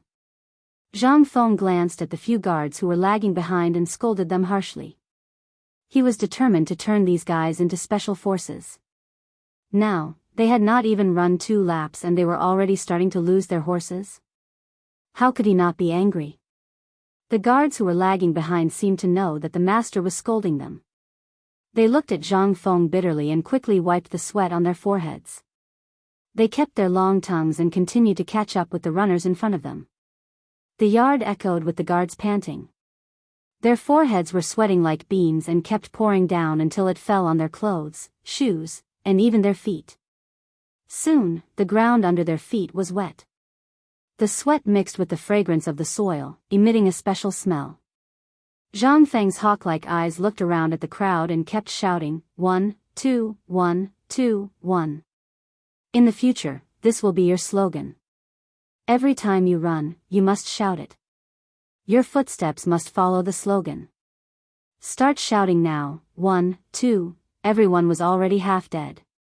How could they still have the strength to shout such a nonsense slogan? They stuck out their tongues, and their eyes were a little blurred, as if they were about to faint. Zhang Feng saw that no one reacted and was immediately furious. He was about to reprimand them, but unexpectedly, someone shouted, 1, 2, 1, 2, 1. He looked in the direction of the voice and saw a burly man who was running in front wiping the sweat on his forehead. He kept shouting, as if he was using all his strength to shout. It was rough and loud. This person, Zhang Feng, was faintly influenced. He remembered that this person was often guarding the door, but he could not remember his name. He would have to ask later. Thinking about it, he looked deeply at the burly man and was about to say something to boost their morale. Unexpectedly, a series of chaotic howls sounded, 1, 2, 1, 2, 1. The voices were made by all the guards. They were already half dead from exhaustion and did not have the strength to shout any slogans. But with the first person starting, it was different. It was as if a ball of fire was ignited in their bodies and they had no choice but to explode. Indeed, Zhang Feng's slogan had a basis, and it had a very strong attachment. As long as the first person took the lead, the people behind him would be infected, and all of them would involuntarily roar. This was equivalent to throwing a spark on a prairie. Originally, the flame was not very big, but it would gradually spread to the surroundings, and in an instant, the fire would become bigger. A single spark could start a prairie fire, and this was the most appropriate way to describe these guards. They did not even know how to open their mouths when their strength was about to be exhausted. In any case, since there was the first person, they would follow and shout. Gradually, their voices became more and more orderly and even louder. 1, 2, 1, 2, 1, waves of resounding and loud voices spread throughout the Zhang residence. The servant girls with sharp ears seemed to have heard something and screamed. They pulled their companions and gathered around. In a short moment, the courtyard was filled with servant girls watching. Wow, this is that Ning Xiao. His good friend is manly. Look, he is running in front. If you want to say he is manly, you have to look at Kang Shuang. Look at the bulging muscles all over his body. You can see it even through his clothes. Especially that master who is drenched in sweat. Wow, I can't take it anymore. Help me. Chapter 2014. Look, the two guys you just said were manly are about to be overtaken. Who is that? It's Chen Gang. He's about to take the first place. Wow, I declare that Chen Gang will be my idol from now on. Look at his muscles, tut tut tut. A large group of maids stood by the old pagoda tree and watched the guards. They pointed at them from time to time and kept commenting on the most manly guard in their hearts. Occasionally, when the guard turned his head, the maids immediately blushed and covered their faces with the handkerchiefs they had prepared, but they were unwilling to leave. It seemed that these maids had been prepared for this. They were a group of fujoshis. Fortunately, the Tang dynasty was open-minded and women had some freedom. In addition, this was the Zhang mansion. Otherwise, a great scholar would have come and scolded them harshly, which was a disgrace to the educated. Not only these maids, but the guards' roars also attracted Zhang Yuyao and Jingshu. However, they were not like the maids. Instead, they went to Zhang Feng and glared at Zhang Feng, as if to say that he only knew how to make trouble all day. Although they were a little angry in their hearts, their eyes were still focused on the guards. From time to time, they used handkerchiefs to cover their shyness. After all, such a scene was very rare, especially in this era. It was as difficult as climbing to the sky to see such a scene. On the other hand, when these guards saw that many maids were watching, they instantly seemed to have taken stimulants. Their faces turned red and their eyes popped out. One by one, they rushed to be the first, for fear that they would be looked down upon by the maids if they fell behind. There were even a few guys who rolled up their sleeves and deliberately showed their muscles as they ran. Immediately, the maids screamed again and again, and their pretty faces were almost bleeding.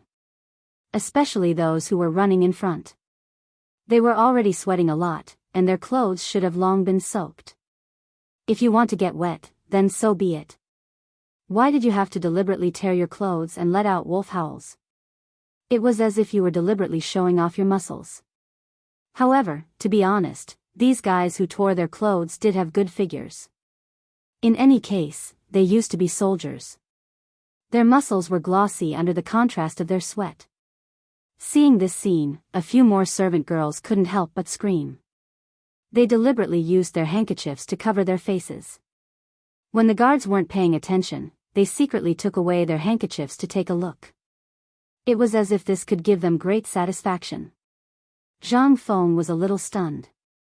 He did not expect that the appearance of these maids could stimulate the potential of these guys. Just now, they were half dead, shouting slogans as if they wanted to kill them. Now, when the maids appeared, each one of them was more powerful than if they had taken stimulants. Even the guy who was at the back of the team ran to the front, faintly overtaking the guy who was running in the first place. This was something he did not expect. However, it seemed that there were some benefits. At least it could stimulate the hormones in these guys' bodies, thus stimulating their interest in training. They would not have to train with a bitter face, otherwise, it would be boring. Thinking of this, he looked at the time. It was almost evening. Then, he looked around at the crowd and shouted, "Now, there are 3 laps left. Whoever runs in the first place will be the leader of this team in the future." As soon as these words came out, some people were happy and some were sad. The happy guards thought that they originally still had a few laps left and wanted to show off their muscles in front of this group of infatuated maids. Now that the master suddenly said that there were 3 laps left, they could not show off their muscles. They could not help but feel a little depressed. However, after thinking about it, it seemed that it was not bad to be the leader if they ran first. Besides, there were maids here watching, so they could not drop the ball. Those who were sad were the guys who fell behind. Just now, they only cared about showing off their muscles in front of the infatuated maids. Now, they did not even know where they were falling behind. How could they win the first place? Everyone had different thoughts, but one thing had not changed, and that was to win the first place. Every man had a competitive heart, not to mention that they used to be soldiers. Their competitive hearts were more serious than ordinary people, especially now that there was a large group of infatuated maids beside them. This greatly stimulated the primitive power in their bodies. Their faces were red, the veins on their necks and foreheads were bulging, and their eyes were as big as chestnuts. They kept shouting, as if they were cheering themselves on. "Go, get the first place, I want to be the leader. I can't let the maids see it clearly. Go!" With a burst of shouting, everyone kept moving their legs, wishing that they could cross the finish line in one step. The maids at the side also seemed to be infected. They kept screaming and waving the handkerchiefs in their hands, cheering for the men they believed in. "Come on, get the first place, He Quan, go!" The scream spread throughout the entire Zhang mansion, and also into the ears of the guards. They instantly felt that the strength they had lost was restored. Their eyes were bloodshot, emitting a bloodthirsty light. They stared at the finish line and kept running, as if they did not feel tired at all. Chapter 2015. Zhang Feng smiled. He was very happy to see this scene. It wasn't that he liked to torture these guys, but he felt that he had found the point where these guys would explode, and that was these servant girls. Just a moment ago, these half-dead people were like dead dogs, but when these servant girls appeared, each one of them seemed to have been injected with chicken blood. Each one was braver than the other. Wasn't this the point where these guys would explode? Admittedly, the servant girls were the point where the guards would explode, but they didn't have any malicious thoughts in their hearts. Everything was caused by their pride and competitiveness. The appearance of the servant girls greatly stimulated their competitiveness and pride, which made them display a more courageous side than before. However, although this was a good thing in a sense, these guys wouldn't drop the ball at a crucial time in the future, right? Thinking about it, if there was any danger, these guys wouldn't only save the woman and not the man, right? Hiss, it was a little scary just thinking about it. He had to find a chance to change these guys' bad habits. He couldn't let a woman scream and not stop the car. If that happened, it would be terrible. Just as he was thinking, a series of howls sounded. Ah, Zhang Feng's heart jumped. Could it be that something had happened? He suddenly turned around and saw a burly man half kneeling on the ground with both hands covering his face. He seemed to be crying, but also seemed to be laughing. In any case, it was the kind of half-crying, half-laughing appearance. This person, it seemed to be the He Quan that the servant girls had called out. But why was this guy crying? His face darkened and he strode forward. "Are you called He Quan? Why the F***ck are you crying? There are no cowards in the Zhang residence. If you lose, you lose. If you cry again, get out of Lao Tzu's house." The man named He Quan slowly raised his head when he heard this. The moment he saw Zhang Feng, he laughed again, but didn't say a word. He only cared about wiping the hot tears on his face. This made Zhang Feng's mind go blank. Why the **ck are you talking? Are you dead? He Quan hurriedly nodded, still smiling. Old master, didn't you just get first place? What's there to be proud of? He glared at He Quan and then looked at Zhang Feng. Master, this old man suddenly sped up when I wasn't paying attention and overtook me. I was supposed to be in first place. Master, please approve. I want to fight him one-on-one. Hearing this, Zhang Feng finally understood. He Quan had gotten first place, and this burly man had gotten second place. He was unhappy and wanted to settle the score now. It was laughable. They were all members of the Zhang family, and yet they still wanted to fight until their faces were red. If word of this got out, where would Lao Tzu put his face? However, he still had to ask about the dispute of the first place. He turned to look at He Quan and said seriously, He Quan, did you sneak away when this guy wasn't paying attention? No. He Quan's face flushed red, feeling as if he had been wronged. He tried his best to explain, Master, when Song Tai was running just now, he looked at the servant girl and even showed off his muscles. He Quan, you're bullshitting. Song Tai's face was red, and his eyes bulged. He reached out his hand and was about to hit He Quan. Fortunately, the guard beside him had quick reflexes and pulled him back, preventing him from being hit. However, he was still unhappy. He waved his hands and shouted. Lao Tzu didn't look at the servant girl. At the side, Zhang Feng felt that his ears were about to explode. Just as he was about to stop him, he felt his cheeks burning as if he was being stared at. He turned his head slowly and saw Zhang Yuyao and Jingshu looking at him with resentment. It was as if they were saying, look at your guard, you only know how to look at the servant girl. Zhang Feng instantly felt that his face had been completely thrown away by these fellows. He touched his blushing cheeks, turned his head and deliberately coughed lightly.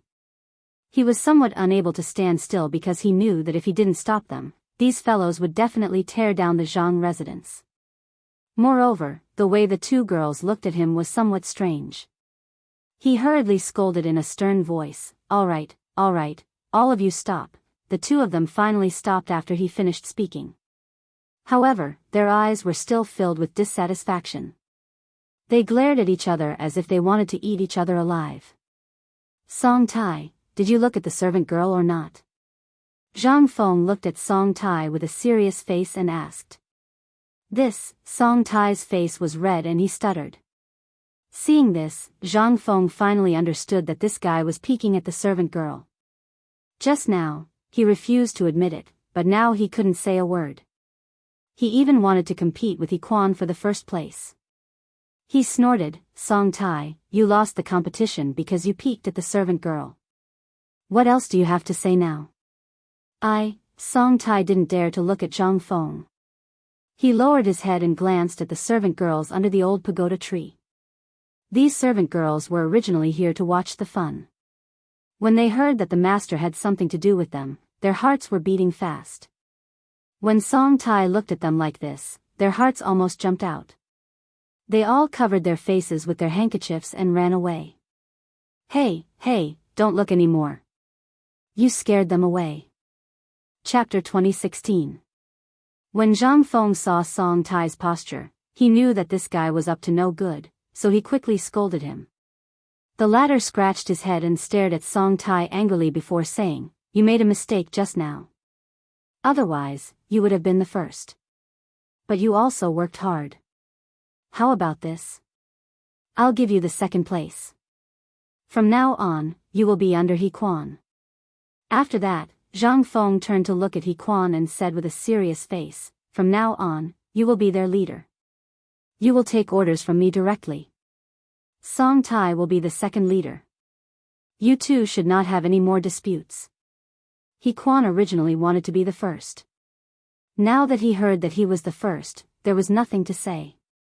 As for the dispute between him and Song Tai, it was caused by a moment of dissatisfaction.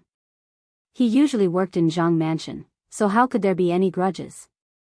He quickly nodded and said, thank you, master. Although Song Tai was dissatisfied in his heart, he had to accept this established fact. He said with a sad face, thank you, master. Zhang Mansion nodded with satisfaction and looked at the two of them. Don't let me find out what happened today in the future. Since you are in Zhang Mansion, you must love each other.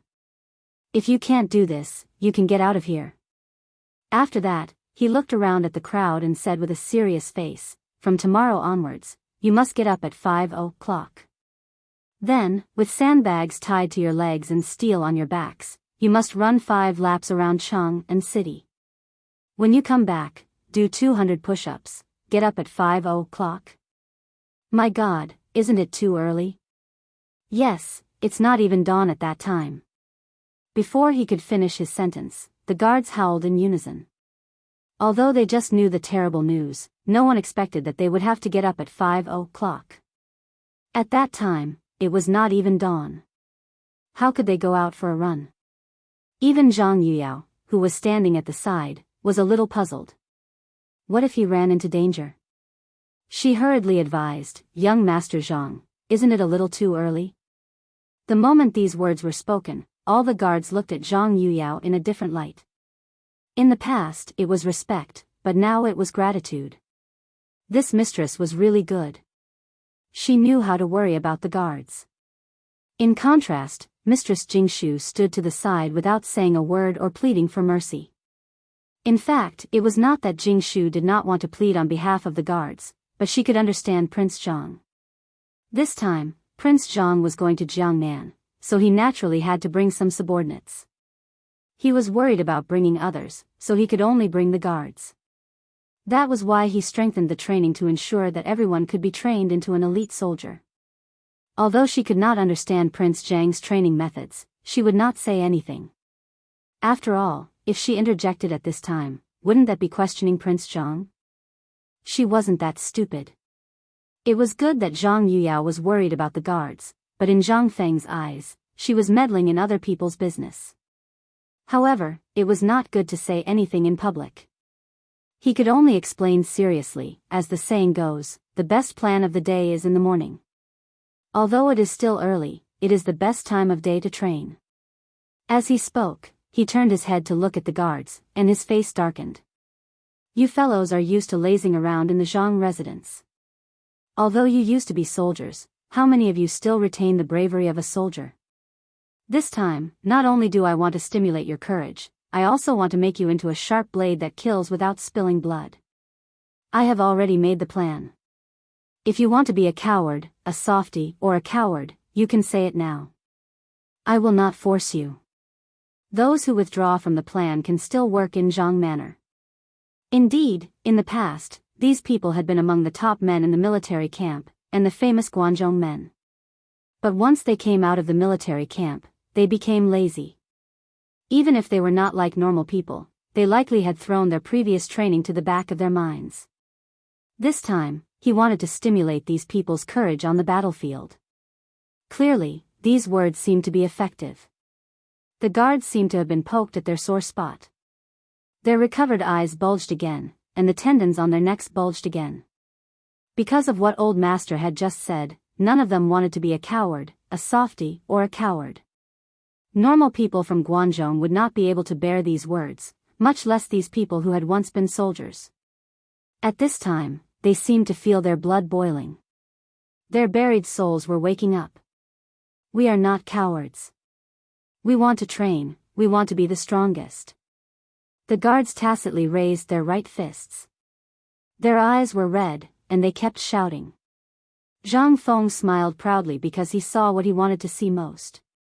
Although these guys just shouted a few times, he knew that this might be the key to open the depths of their souls. These guys were finally going to show their fiercest side. His face darkened. He looked around at the crowd and said sternly, "Very well. Since you want to be the strongest, then train according to my method. I promise that you will be reborn in a week and become the bravest warriors of the Tang dynasty. Although you are retired soldiers, you are not bad at all. In my heart, you are the strongest." Chapter 2017. The strongest one, the strongest one. The eyes of the guards were red, and the veins on their necks were clearly visible. This was a declaration that belonged to the retired soldiers. Their blood was boiling, and when they thought of the last words of their dead comrades, they felt as if they had endless energy in their bodies. Zhang Feng smiled with satisfaction and waved his hand to signal everyone to be quiet. Well, I've told you the plan just now. I believe you are hungry, right? Old Du has prepared meat and bathwater for you. Go and take a bath. Thank you, master. Oh, take a bath, everyone cheered, and their faces were full of excitement after the vow. They wiped the sweat on their bodies and walked to Du Ziding's residence. But at this time, someone shouted, Master, what is the push-up you just said? This voice instantly attracted everyone's footsteps. They stopped and looked at Zhang Feng with a puzzled face. Yes, just now the master only said to do push-up, but he didn't say what it was. How could they do it? Even the two women looked at Zhang Feng with a puzzled face. They thought they were experienced and knowledgeable, but they really didn't understand what push-up was. Especially Jingshu, she had always made friends with high officials and nobles, but she had never heard of push-up. Seeing the puzzled look on everyone's faces, Zhang Feng remembered the push-ups he mentioned before. He hadn't explained it clearly to everyone yet. He deliberately coughed twice and said, Ahem. You guys watch carefully. I'll show you once. With that, he rolled up his sleeves and half knelt on the ground, ready to start. Unexpectedly, Zhang Yuyao came up. She supported Zhang Feng and persuaded, Young master, what are you doing? The ground is so dirty. Why are you kneeling on the ground? She was very puzzled. Prince Zhang said to do push-up. Why was he half kneeling on the ground? Wasn't he worried about his clothes getting dirty? I'm fine. Don't worry. I'm going to show them. Zhang Feng smiled and waved his hand to indicate that he was fine. He knew that this little girl was worried about him, but he wasn't in any danger. Zhang Yuyao didn't believe it, but since Prince Zhang had said so, she didn't stop him. She turned to look at Jingshu, and the latter gave her a reassuring look. Only then did she stand aside quietly. Now that no one was stopping him, Zhang Feng could finally show off his skills. He lay on the ground and turned his head to glance at the guards. All of you, watch carefully. This is a push-up. The guards were puzzled at first, but when they saw their master's posture, they seemed to have understood something. They looked at each other and revealed a smile that all men understood. That's right. Which man wouldn't know how to do that? I practice every night. It's not like it's that hard. Other than those who were not married yet, who didn't know how to do it. Wouldn't it be fine as long as he had hands? However, it didn't seem right for Master to do this in public, right? Moreover, he did it in front of the two matriarchs. It had to be said that Master was really fierce. At this moment, everyone worshipped Zhang Feng. Zhang Yuyao was puzzled. She didn't know what Prince Zhang's posture was, nor did she know why the guards were laughing. She could only turn to Jingshu and ask for help. Jingshu Mimi, what is Prince Zhang's posture? Also, what are the guards laughing about? Sister, Jingshu hurriedly tugged at Zhang Yuyao's sleeve, indicating that she should stop talking. She blushed and angrily glared at Zhang Feng, who was doing push-ups. Then, she leaned over to Zhang Yuyao's ear and said, That's there. Before she finished listening, Zhang Yuyao felt her ears burning. After a while, her whole face turned red. She shyly glared at Zhang Feng and quickly pulled Jingshu away. Zhang Feng, who was doing push-ups, felt that something was wrong. He glanced in the direction of the two women, but found that the two women had left. He asked with a puzzled expression, Hey, why did you two leave? I was about to show my perfect posture. Zhang Yuyao originally felt that this posture was strange. After hearing Jingshu's explanation, she naturally didn't want to bother with Zhang Feng. However, she felt the gaze behind her. Driven by curiosity, she secretly took a look. Instantly, her face turned red again. Why was Prince Zhang still in that posture? Wasn't it too unsightly? She angrily glared at Zhang Feng, took Jingshu's arm, and walked to the boudoir. As for Jingshu, she didn't have any opinion at all. She just told Sister Yuyao what she knew. Thinking of Sister Yuyao's big reaction, she couldn't blame herself. Watching the two women leave, Zhang Feng was a little confused. He was just doing push-ups. Why were the two women looking at him with disgust? They even glared at him coquettishly. He didn't do anything to let them down, right? For a moment, he doubted life because he knew that the two women had always been very obedient by his side. Why did they suddenly change today? Everything happened too fast, right? Just as he was feeling puzzled, the guy next to him said in a lukewarm tone, "Master, you're quite amazing." N. Zhang Feng frowned and was a little confused. Chapter 2018. What did that mean? Why did it feel weird? It was as if there was a hidden meaning in those words. He turned his head and glanced at it, but he didn't know who said it. He could only ask, who said that just now? What did it mean? Everyone shook their heads, indicating that they didn't know. Indeed, with so many people standing there, no one knew who said it. However, Zhang Feng was getting more and more confused. He turned around and stood up abruptly. He looked at everyone with a puzzled expression. Why did Yuyao and Jingshu leave just now? Also, why are you laughing so strangely? Everyone was silent. They looked at each other and smiled in a way that all men understood. With this smile, Zhang Feng seemed to understand something, but he also didn't seem to understand it. Why were these guys smiling so wretchedly? And it was when he was doing push-ups? He raised his head and recalled the scene of him doing push-ups just now. Suddenly, he seemed to understand something and looked at everyone with a stunned expression. You guys, no wonder you looked at Lao Tzu so strangely. It turns out that you were thinking about that. Everyone tacitly understood and continued to laugh strangely. This angered Zhang Feng. He glared at everyone fiercely. Everyone, 100 push-ups. Hurry up. The guards were a little confused. Wasn't the master fine just now? Why did he change his expression so suddenly? He even wanted them to do push-ups. It wasn't that these push-ups were bad, but they had never done them before. Moreover, this posture didn't seem too elegant, right? They were hesitating whether to do push-ups when Zhang Feng's voice sounded again. Didn't you hear what I said? Hurry up, 100 push-ups per person. This time, everyone didn't dare to hesitate because they realized that the master was really angry. They could only quickly lie on the ground and imitate Zhang Feng's posture just now. Although they weren't used to it at first, after 1 or 2 push-ups, they felt very comfortable, as if all the meridians in their bodies had been opened up. He Quan looked at Zhang Feng excitedly and smiled. Master, your push-ups are amazing. Damn it, you still have the face to smile? Zhang Feng turned his head and glared at He Quan. His eyes were about to spit fire. You bastard, make 200. You're not allowed to eat until you're done. Then, as if he was still angry, he turned his head and glared at Song Tai. And you bastard, were you just laughing at Lao Tzu? Song Tai was stunned. Just as he was about to explain that he didn't say anything, Naqing thought of Zhang Feng's thunderous voice and said, make 200 of them too. If you don't finish them, you're not allowed to eat. In an instant, Song Tai felt that his life had fallen into a dark phase. He turned his head and glared at He Quan. If it wasn't for this brat, he might not have been implicated. He Quan felt Song Tai's burning gaze and turned his head to look at him. He could feel Song Tai's anger, but he was also a victim. He also felt wronged. He could only give Song Tai a comforting look.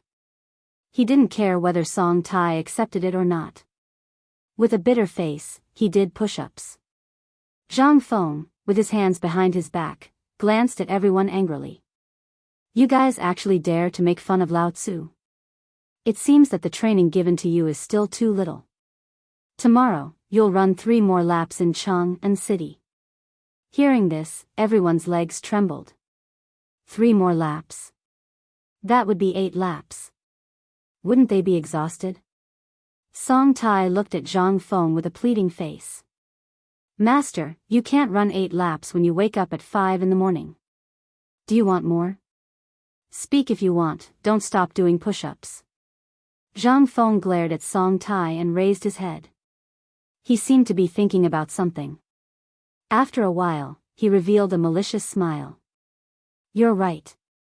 I can't run 8 laps when I wake up at 5 in the morning. Hearing this, Song Tai was delighted. He thought to himself that there was hope. Everyone looked at Zhang Feng with a happy face. They wondered if they should reduce the number of laps. Just as they were daydreaming, Zhang Feng's face changed. His thunderous voice sounded again. If I can't run when I wake up at 5 in the morning, then I'll wake up at 5 in the morning. Anyway, I can't miss any of the 8 laps. As he spoke, he turned his head to look at He Quan and Song Tai. He revealed a malicious smile. He Quan, Song Tai, you two supervise. If there's 1 less lap, the 2 of you will run 10 laps each. Hearing this, He Quan and Song Tai's hearts skipped a beat. Although they enjoyed the treatment of being a leader, they didn't expect the punishment to be so severe. However, thinking about it, when they were in the military camp, the treatment was worse than this. Master's punishment was considered good. After thinking about it, the 2 of them could only bite the bullet and reply, yes, Master. Zhang Feng nodded. He turned around and glanced at everyone.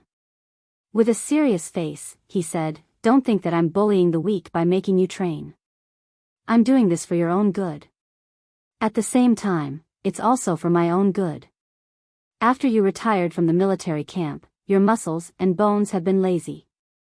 This training is to let you pick up the pride of the past. Also, during the time when I go to Jiangnan in the future, I need you. Chapter 2019. These words could not be considered impassioned or even motivating, but in the ears of the guards, they became a declaration. Indeed, they had all been soldiers. After leaving the military camp, their lives were more or less lazy, but this was not what they wanted. The environment was like this, and they had no choice. Now, since the old master was interested, how could they let him down? Which retired soldier did not want to return to their former glory? There was no one who did not want to, including them.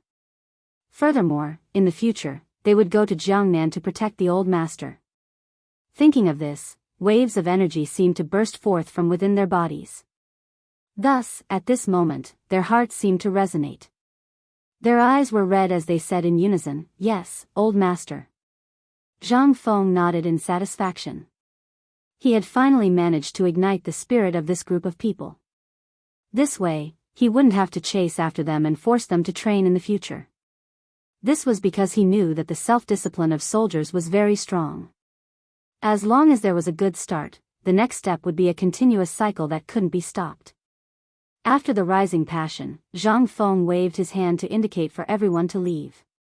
After running for so long, this group of people had long been hungry. As expected, when they received the old master's order to disperse, these people were like hungry tigers hunting for food, heading straight for the kitchen. If it was not for the meat prepared for these people earlier, the kitchen would probably be in chaos. Zhang Feng actually liked to see this kind of scene because the more lively the guards were, the less dangerous it would be to go to Jiangnan in the future. This was undoubtedly a good thing. As for how much these people could eat, was this not a small matter? Could the Zhang mansion be eaten by these people? The weather in Guangzhou was like a baby face, changing quickly. The sun had just set in the west, and in a short while, it was dark. There was not much activity at night, so Zhang Feng burrowed into his blankets and did not care about anything. In any case, those people were managed by He Quan and Song Tai, so there should not be any problems. Furthermore, if there was a problem, he would find those 2 people. The originally dry air soon became moist, and a large amount of fog rose up, covering this 1,000-year-old ancient capital with a mysterious veil. Of course, the Zhang residence was no exception. The entire residence seemed to be wrapped in fog. Except for the few bright lanterns, the entire residence seemed incomparably mysterious. The servant on night patrol paced back and forth in the manor with a lantern in his hand. His hands were raised, and from time to time, he would exhale a few breaths in an attempt to alleviate the bone-piercing cold. Squeaking sounds came from the ground. These were the leaves of the old locust tree that were blown down by the cold wind. Under the servant's feet, they were like bursts of music, crisp and melodious. Winter was originally a cold season, and the cold brought a lot of inconvenience to people. However, it also had a beautiful and lovely side, because it could temper people's willpower and make them more tenacious and indomitable.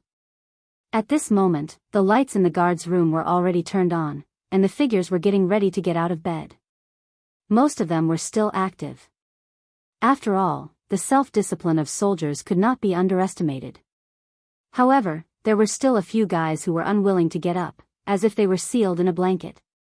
This made Yi Quan's head hurt. He was originally the leader of this troop, and could be considered to be in charge of these fellows. Now that it was time for training, these fellows actually did not want to get up. This was simply not giving him any face. What was even more infuriating was that old master had previously instructed these fellows to still laze in bed. This was simply a slap to old master's face. He really could not hold it in any longer. He pointed at those fellows who were lazing in bed and scolded them to their faces. "You bastards, what a waste of old master giving you such good training resources. You actually dare to laze in bed? Do you want to die? Do you believe that Lao Tzu will end you right now? Motherf asterisk Ker, hurry up and get up for Lao Tzu." The corner of Song Tai's mouth twitched when he heard this. He had never seen Yi Quan so angry before. Even when the two of them quarreled yesterday, it was not like this. It seemed that this fellow wanted to show off his might. No, he was still the second in command. He could not let this fellow gain the upper hand. As he thought about this, he glared at those fellows who were lazing in bed and started scolding, "You bastards, hurry up and get up for Lao Tzu, do you hear me?" As he spoke, he rolled up his sleeves and was ready to get started. This gave those fellows who were lazing in bed a huge fright. They originally wanted to laze in bed for a while and get up immediately. After all, they did not dare to disobey old master's orders. Moreover, they were also soldiers, and this was common knowledge. Who would have thought that these two leaders would turn hostile and still want to get started? They could only hurriedly beg for mercy. "Get up immediately, get up immediately. Leaders, please don't be angry." As they spoke, everyone hurriedly got up from their beds. They quickly put on their clothes and stood in a row. It was unknown whether they were preparing to scold them or to admit their mistakes. Seeing this, Yi Quan smiled slightly. He secretly felt a burst of joy. He secretly praised himself for his might, but his face was stern. He swept his gaze across everyone and said in a thunderous voice, "You fellows, it seems that you are used to lazing around. It's the first day of training and you are already lazing in bed. Is it because old master is not here that you are slacking off?" Chapter 2020. Everyone looked at Yi Quan with hidden bitterness. They wanted to say something but hesitated. They wanted to explain that it was still early, but on second thought, this explanation didn't seem to be of much use, so they simply didn't say anything. But in Yi Quan's eyes, it was different. He thought they were not satisfied, so he said sternly, "Don't King cover it up. Now that old master is not here, I will give the order on behalf of old master." Because Yurong, Wen Jindo, and the others were lazing in bed, everyone will be doubled. As the leader personally appointed by old master, he naturally had to take responsibility. This point, he knew from the first day he entered the military camp. When the superior was not around, the subordinates had to take full responsibility. Now old master was the superior, and he was the subordinate. Now that the subordinates made a mistake, naturally everyone would be punished. He was no exception. This was the consciousness of a soldier. Everyone present used to be soldiers, so they naturally knew this. They usually played around and even joked with old master, but at this moment, they all became serious. Because they knew that old master had created these powerful training methods for them. They could not let him down. Moreover, they also knew that in the future, they would go to Jiangnan to protect old master. Therefore, at this moment, they seemed to resonate with each other. Without exception, they became serious. No one complained about Yi Quan's punishment, because this was their collective honor. If one person made a mistake, everyone would be punished. Even Song Tai, who had always been prejudiced against Yi Quan, was shocked at this moment. He realized that he could not recognize this guy. Don't be fooled by his usual sloppiness. At the critical moment, he was like a different person. He had the demeanor of a general. He even felt that he was not as good as this guy. Quan did not know that this enemy would praise him. He glanced at everyone seriously and shouted, "Everyone, let's go. Start running around Chang'an City." As soon as these words came out, everyone's body shook. They felt as if their former glory had returned. At this moment, it was as if they were in the military camp. Their eyes bulged, and they shouted in unison, "Yes." As soon as they finished speaking, they all ran out of the door. Dong dong dong, the orderly footsteps echoed throughout the Zhang mansion, attracting the attention of the guards who were patrolling at night. They looked at the guards with admiration. In fact, they wanted to join in yesterday, but they knew their physical fitness, so they could only watch and sigh. The sound of footsteps gradually faded away. The guards had already left the mansion. At this time, the sky was just beginning to brighten, and the air was filled with a thick fog. It was impossible to see a person clearly from a mile away. However, the guards did not give up. They shouted and ran towards Chang'an Main Street despite the dampness on their bodies. 1-2. 1-2-1, his voice was loud and clear, spreading to the depths of Chang'an Avenue. It was unknown whether the sound was magical or not, but as soon as it spread, many people on the streets of Chang'an turned on their lights. After a while, wooden doors were pulled open, and many people came out of their houses. Some of them were carrying carts, and some were pushing carts. They were the people of Chang'an who were doing business. Among them were peddlers like Huzi and Zhuzi. As soon as they stepped out of the door, they all looked towards the direction of the roar as if they had agreed to do so. However, the fog was too thick and they couldn't see anything. They could only vaguely hear the roar, which confused them. They looked at each other and started to discuss spiritedly. Where is this sound coming from? Why are you still shouting? Who the hell knows? But looking at the direction, it seems to be coming from the Zhang mansion. Don't worry so much. Isn't it good to have this sound? Everyone woke up early. In another 15 minutes, the fog will disperse. Right now, going to grab a good spot to set up a stall is the most important thing. What's the use of discussing that sound? These words instantly reminded everyone. They nodded and hurriedly picked up the carts on the ground. Some women pulled their women, some children pulled their children, and they walked towards the stall they had their eyes on. The men moved the chairs, and the children helped set up the tents. Sometimes, the large men at the side would come over to help. Businessmen were like this. Today, I helped you, and tomorrow, you might help me. Especially the large men of Guangzhou. They emphasized simplicity. Only by helping each other could they develop in the long run. After a while, sheds were erected one after another. Right now, it was winter. The common people basically sold wontons, fermented glutinous rice, steamed buns, and other things with hot soup. These large men were not an exception. Once the sheds were set up, they started to boil the soup. As they did so, they shouted. Although there weren't many passers-by on the road, they were already used to this kind of method. They would make a name for themselves early on so that the returning customers would know that they had opened a stall. There was another point, and that was if there were people not far away, it was very likely that they were from the Zhang residence. As long as they heard their voices, these people might come over later. The fog slowly dissipated, and the chants not far away grew louder. This caused Huzi to become alert because he knew that business was about to come. He didn't have a shed, so he could only carry the carts and shout, "Fermented glutinous rice, fermented glutinous rice." Chapter 2021. Who was he? How dare you steal business from Lao Tzu? It was a big man who spoke. He and Huzi were from the same village.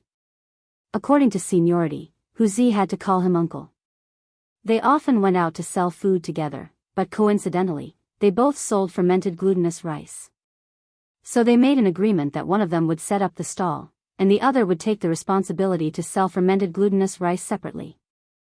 Huzi was young, so he was undoubtedly the one who took the responsibility. But this guy actually sold fermented glutinous rice in front of his uncle? Wasn't this a bad business? How could he agree? Wuxia seemed to know the taboo, so he smiled innocently and said, "Second uncle, I'm sorry. I'll go over there to sell." While speaking, he ran to the opposite side, but his eyes were still fixed on the source of the sound, because he heard that there seemed to be a lot of people who made the sound. If second uncle didn't have enough fermented glutinous rice later, he would go and sell it. As he was thinking, a group of people came into his sight. They were a group of big men with bulging muscles and fierce eyes. If it weren't for the fact that this was Cheng and City, he would have run away. This group of guys was too tall and intimidating. However, he was not worried at all, because he saw that these guys' clothes were printed with a big Zhang character. They were indeed people from Zhang Mansion. He was wild with joy and hurried to greet them with the cart. "Gentlemen, please give me a bowl of fermented glutinous rice." He didn't care at all why these guys were running here early in the morning. He was carrying steel plates on his back and sandbags on his feet. What he cared about most at the moment was to make these guys buy his fermented glutinous rice. The surrounding people who sold steamed buns, wontons, and fermented glutinous rice were a little unhappy when they saw the situation, especially second uncle, who secretly scolded Wuxia for being unfilial and selling fermented glutinous rice. Although they despised Wuxia a million times in their hearts, they also knew that this was their source of income, so they kept shouting at Yiquan and the others. "Sir, fermented glutinous rice, the best fermented glutinous rice, steamed buns, one is worth two.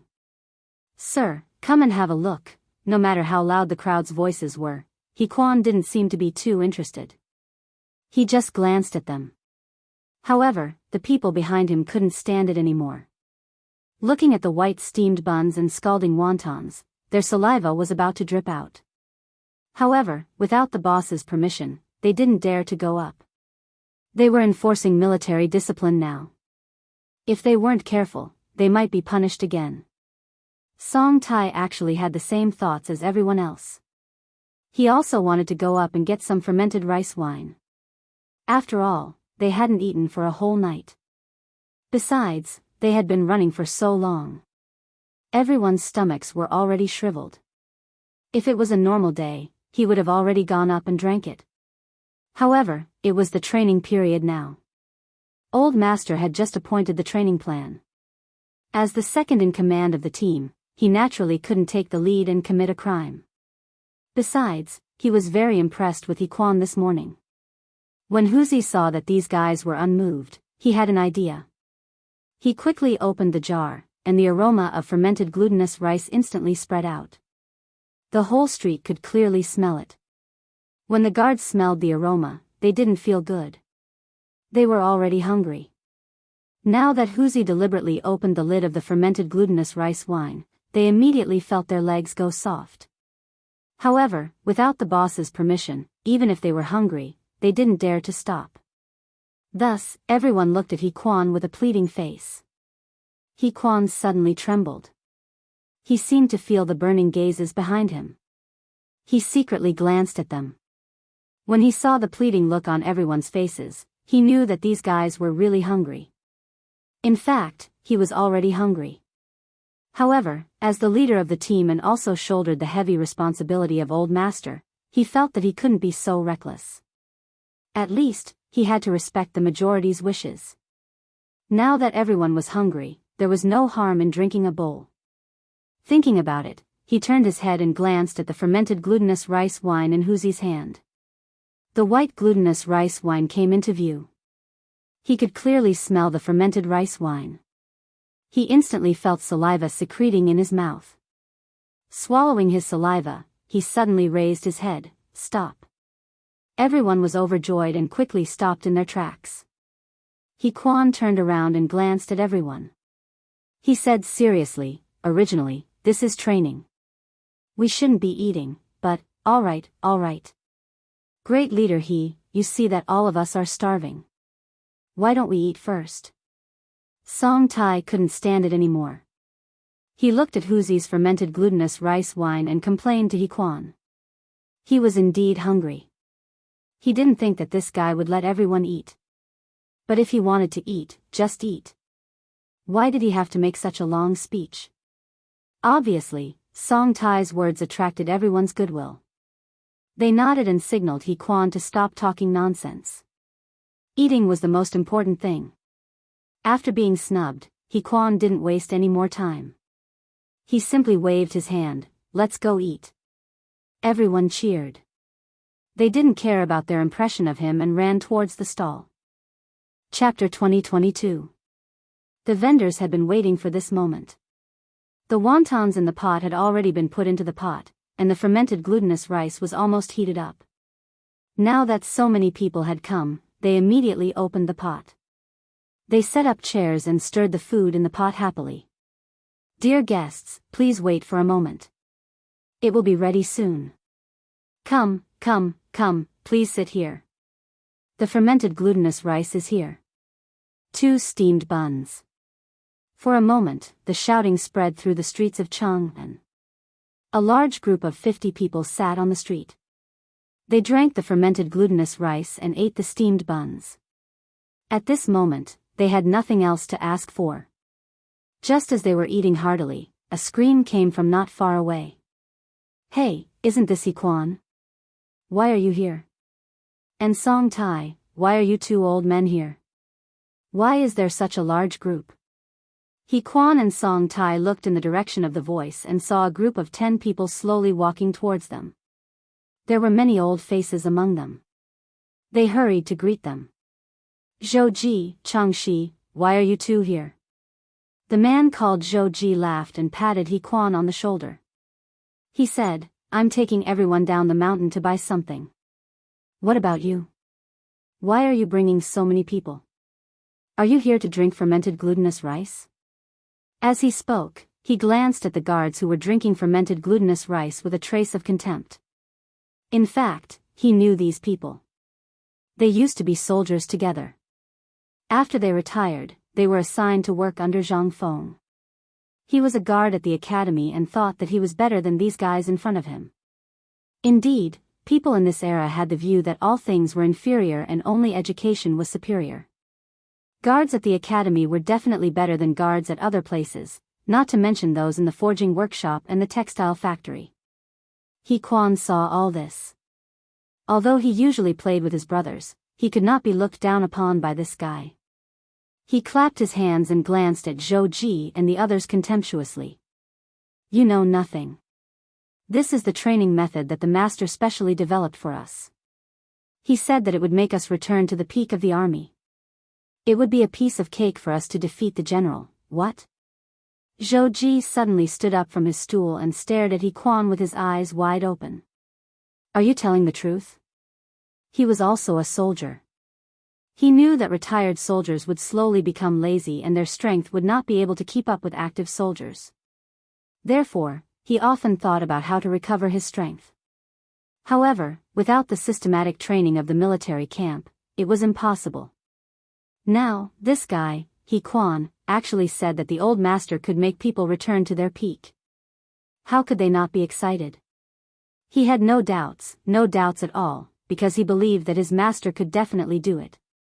What a joke, his master could even ascend to the heavens, how could he not be able to do such a small thing? How could this be? He Quan looked at Zhou Ji with a playful expression. He seemed to enjoy this feeling very much.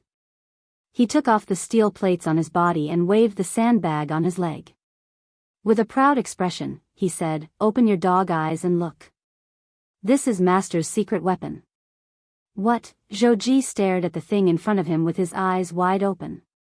He used to be a soldier and had seen people train while wearing sandbags, but he had never seen anyone train while wearing steel plates.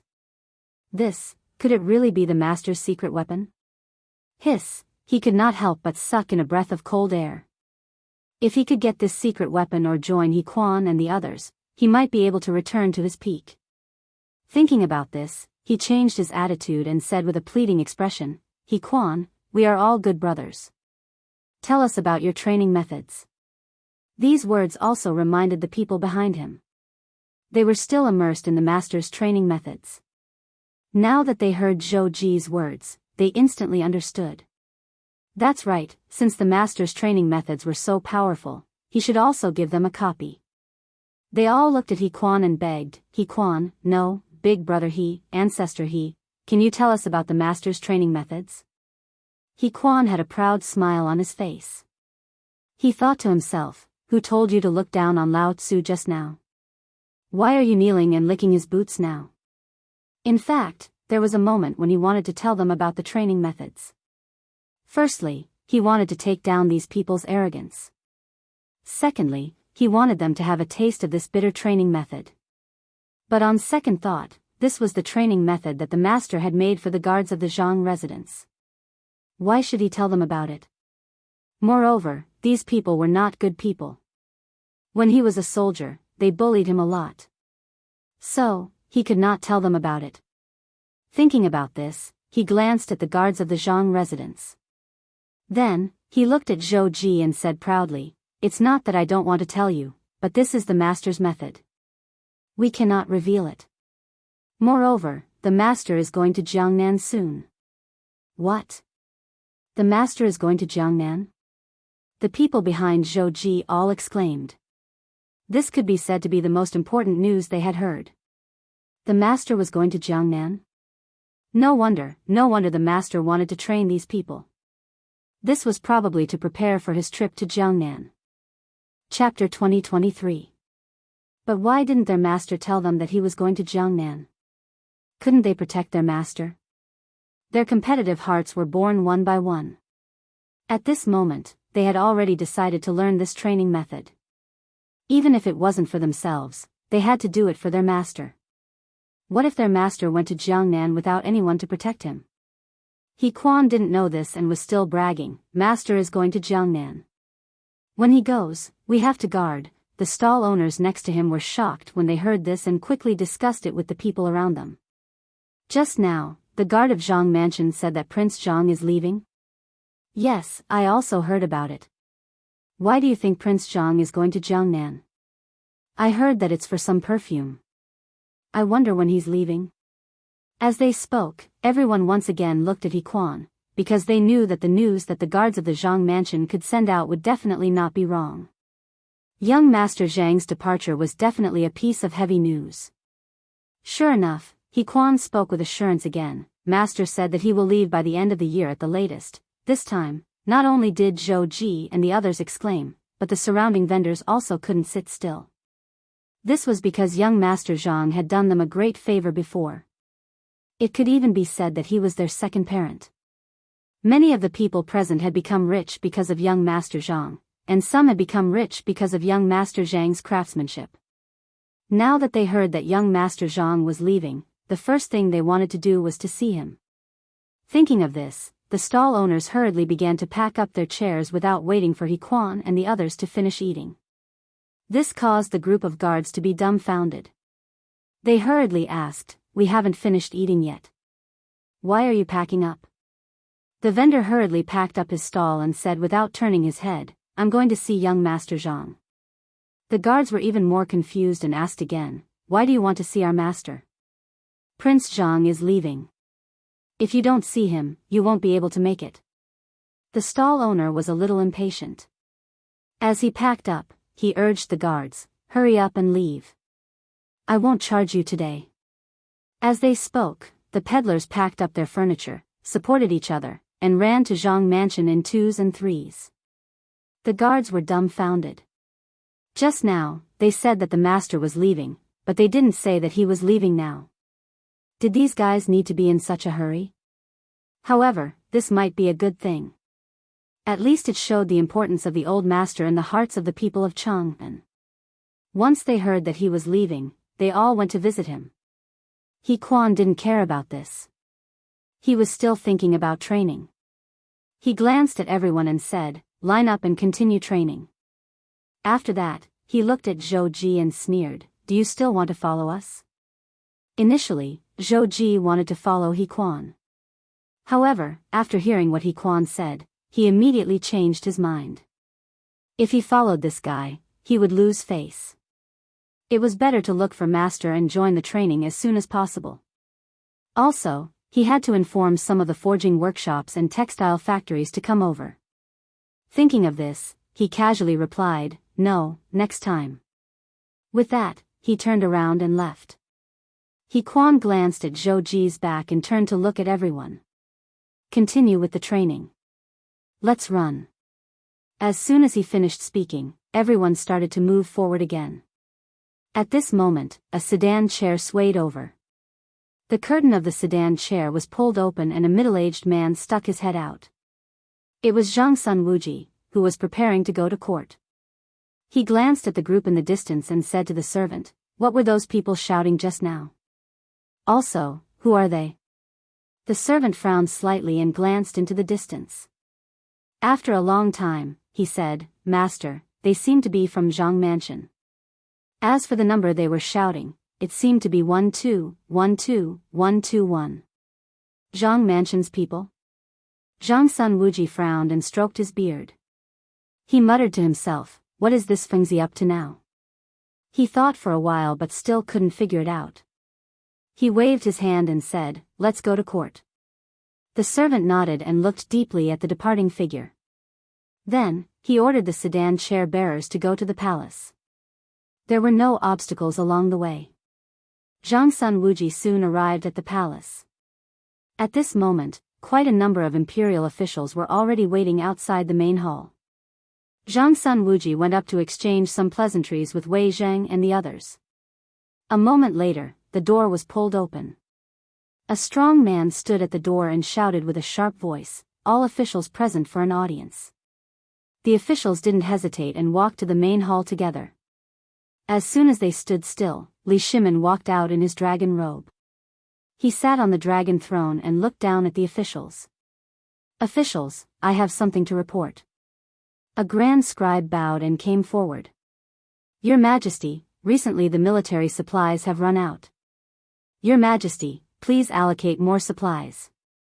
In addition, a lot of military equipment is damaged. Your Majesty, please send people to repair it." Hearing these things that required money, Li Shimin felt a headache. Originally, the Tang dynasty was considered rich, but when money was used on the military, it felt like no amount of money was enough. Food, clothes, daily necessities, and so on, everything was several times more expensive than the expenses of ordinary people. However, he couldn't refuse. He had to bite the bullet and replied, "For the supplies, go to the Ministry of Revenue. For the equipment, go to the Ministry of Works." Chapter 2024. Speaking of this, he suddenly remembered something. He asked the Ministry of Works to repair the burned West Market and East Market in Jianghu City. He wondered how they were doing. Thinking of this, he glanced at the officials. "Where is the Minister of Works?" As soon as he finished speaking, a man in his 50s stood up. He was the Minister of Works, Duanluan. Duanluan stepped forward and bowed. "Your Majesty, I am here." Li Shimin nodded slightly and said seriously, "Minister Duan, I suddenly remembered something. How is the West Market and East Market that I asked you to repair?" The corner of Duanluan's mouth twitched. Last time when the West Market and East Market of Jianghu City were burned, His Majesty did order the Ministry of Works to repair them. But how could the Ministry of Works have the money to repair them? So it had been delayed until now. Why did His Majesty suddenly think of this? It was all because of the Grand Scribe. If he had not reported, why would His Majesty suddenly think of this? Thinking of this, he turned around and glared at the Grand Scribe. The poor Grand Scribe was confused. He did not know what had happened. He had only reported some military matters. Why was the Minister of Works glaring at him? Although he was confused, he did not dare to say anything. Because Duanluan's position was higher than his, he could only put on a smiling face. Duanluan was even angrier. He thought the Grand Scribe was laughing at him. He was so angry that he could guarantee that if it were not for the court, he would have beaten this guy up. But at this moment, Li Shimin's dignified voice sounded again. "Minister Duan, why are you not saying a word?" Duanluan was shocked. He slowly turned his head and looked at Li Shimin with trembling eyes. He did not know what to say. Li Shimin seemed to have noticed something. He frowned and said with dissatisfaction, Minister Duan, have you not repaired them? Hearing this, Duan Luan's legs went weak. He did not care about anything else. He quickly knelt on the ground and shouted, Your Majesty, please forgive me. Seeing this, the other Ministry of Works officials behind him did not dare to hesitate. They quickly knelt on the ground and begged for forgiveness. As expected. Li Shimin sneered. These bastards really did not repair them. No wonder he dallied for so long. He snorted and said, Why wasn't it repaired? Duan Luan didn't reply immediately. Instead, he secretly glanced at Dai Zhou. Dai Ren shuddered, feeling a bad premonition, but he couldn't put his finger on it, so he coughed twice and pretended to be calm. On the other hand, Duan Luan trembled as he raised his head to look at Li Shimin. He said softly, Your Majesty, it's not that the Ministry of Works doesn't want to repair it. It's just that we don't have the money or the workers. No money? No workers? Li Shimin's mouth twitched. He felt that his intelligence had been insulted. He could believe that the Ministry of Works did not have money, but how could they not have workers? Then what was the use of such a large Ministry of Works? He suddenly stood up and glared at Duan Luan. Duan Luan, do you think I'm easy to fool? How could the Ministry of Works not have money? What was even more ridiculous was that there were no workers. Do you know what the crime of deceiving the monarch is? This subject doesn't dare to deceive the monarch. Duan Luan broke out in cold sweat and his legs began to tremble. Your Majesty, the Ministry of Works has been repairing the inside and outside of the palace, as well as the barracks, the residences of the emperors and ministers. Normally, they should receive a lot of money, but there are still many debts that haven't been settled. This is why they can't make ends meet. The Ministry of Works has long run out of money to repair the west and east markets. Li Shimin was startled. He didn't think that there would be such a thing. Indeed, other than repairing the inside and outside of the palace, the Ministry of Works would also repair the barracks for the ministers. This way, they could earn some money and wouldn't empty the national treasury. The wages of the Ministry of Works workers would also increase. But he didn't think that the Ministry of Works still had debts that hadn't been collected. If that was the case, did he blame this fellow wrongly? He deliberately coughed twice to cover up his embarrassment and said, Then why didn't you borrow money from the Minister of Revenue, Dai Zhou? Here it came. Dai Zhou trembled and felt a chill run down his spine. He faintly remembered something. Duan Luan had once come to him to borrow money, but he didn't lend him any. Now that the emperor suddenly asked, this old fellow wouldn't reveal it, right? No wonder this old fellow looked at him strangely just now. So it was here. With that thought, he narrowed his eyes and turned to look at Duan Luan. Duan Luan spoke again, Your Majesty, this subject went to Minister Dai last time, but Minister Dai said that he didn't have any money. Li Shimin frowned slightly and turned to look at Dai Zhou. He asked with a puzzled expression, Beloved official Dai, the Ministry of Revenue doesn't have any money? Dai Zhou was slightly taken aback and hurriedly stepped forward. He bowed and said, Your Majesty, it's not that this subject doesn't want to lend money to Minister Duan, but the Ministry of Revenue doesn't have much savings. Moreover, Minister Duan didn't explain clearly last time, so this subject thought that he was joking, so, as he spoke, he smiled awkwardly, this subject is also powerless. Hearing this, Li Shimin understood. Duan Luan probably really didn't have any extra money, so he went to borrow money from Dai Zhou. Dai Zhou didn't lend him money for various reasons. It could be that he didn't have enough money, or he deliberately didn't lend him money. But none of this was important. Since Dai Zhou didn't lend him money, he naturally had his own reasons. Chapter 2025. But the burned West Market and East Market still needed to be repaired. Thinking about this, Li Shimin looked at Duan Luan and Dai Zhou and said seriously, I don't care if you have money or not, but the West Market and East Market still need to be repaired. You two have to figure it out yourselves. After that, he glanced at the officials. Is there anything else you want to report? If not, you can leave now. The officials looked at each other and stepped forward as if they had reached some kind of agreement. Farewell, Your Majesty. Li Shimin nodded and left. The officials got up and prepared to leave the palace one after another, especially Dai Zhou. He wanted to slip away as soon as he got up because His Majesty just asked him and Duanluan to repair the West Market and East Market together. This was a joke. He was the Minister of Revenue, not the Ministry of Works. He was not that stupid to ask him to participate in this for money. Thinking about this, he quickened his pace. But at this moment, he heard a voice behind him. Minister Dai. The voice made Dai Zhou's heart jump. He knew it was his enemy Duanluan without looking. Even though he wanted to leave as soon as possible, he had to turn around and smile. Minister Duan, what's the matter? Duanluan's mouth twitched. He cursed this old man in his heart.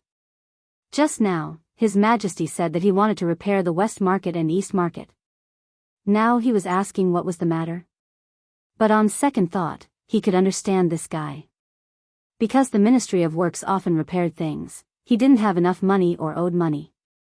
So he went to the Ministry of Revenue to borrow money. In the past, Dai Zhou welcomed him with a good face and would lend him some money. Now that he went frequently, he was lucky not to be scolded. But now it was His Majesty's order. He didn't believe that this guy wouldn't pay.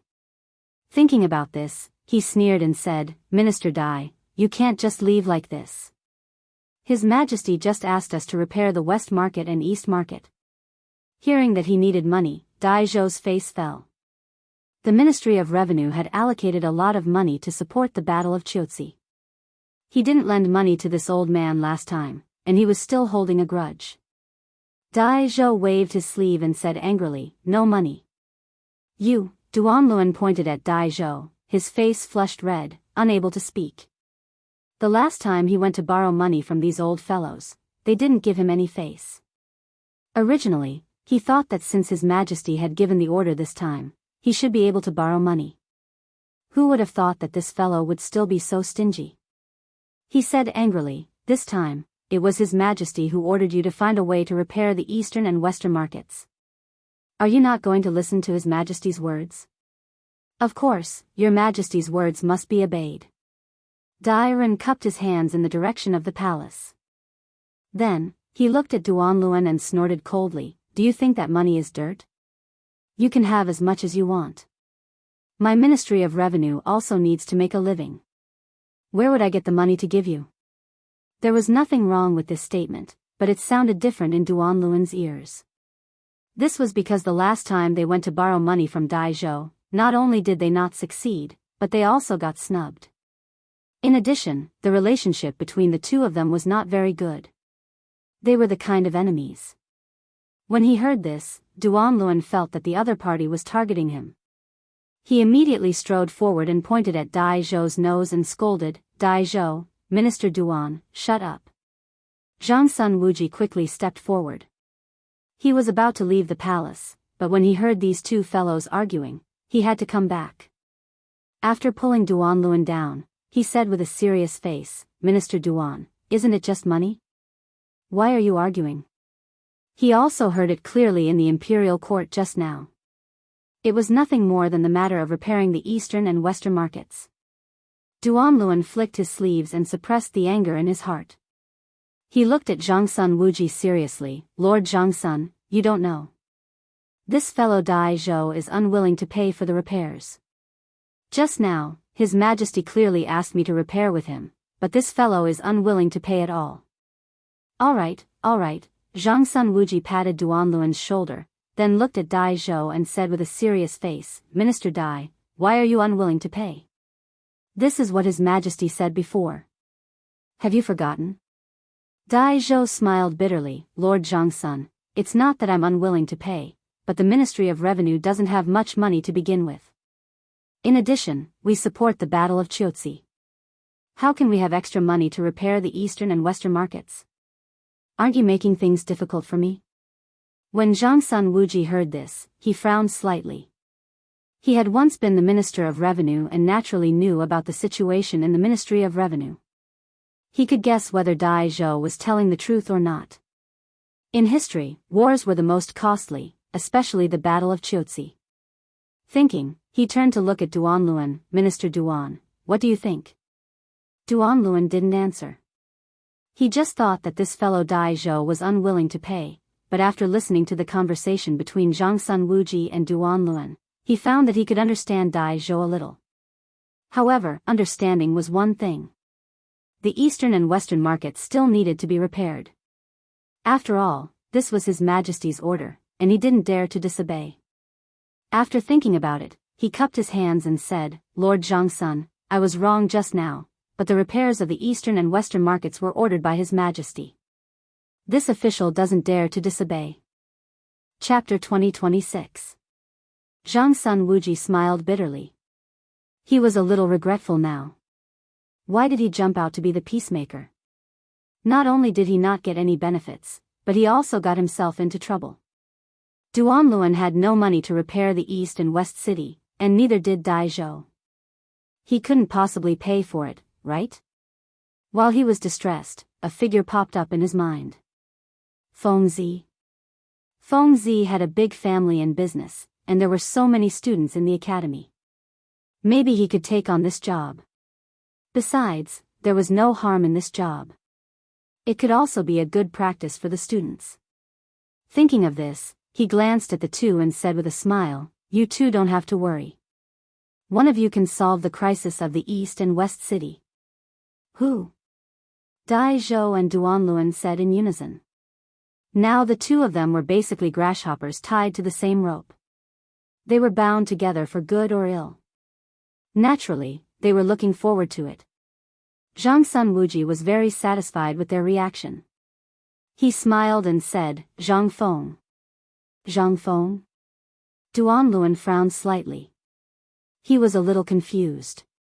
How could Zhang Feng solve the crisis of the East and West City? But soon, he understood something. Zhang Feng had the academy, and there were a lot of students in the academy.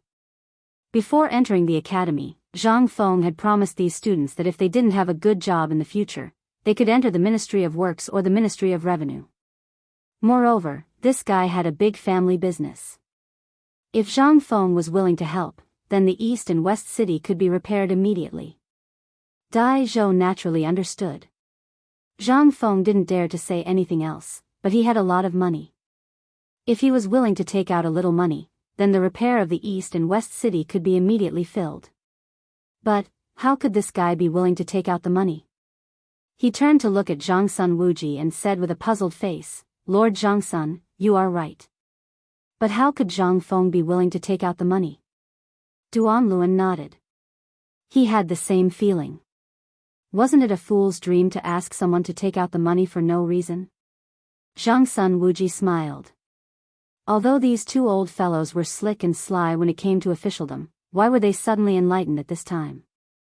He glanced at the two of them and said mysteriously, the academy? Doesn't he have students? Duanluan instantly understood something. Zhang Feng had promised his students that they could enter the Ministry of Revenue or the Ministry of Works after they graduated. And now, he was the Minister of Works. If he were to negotiate with Zhang Feng, wouldn't it be a piece of cake?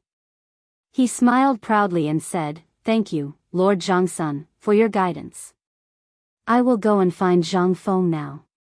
With that, he strode out of the door. Dai Zhou? What Dai Zhou?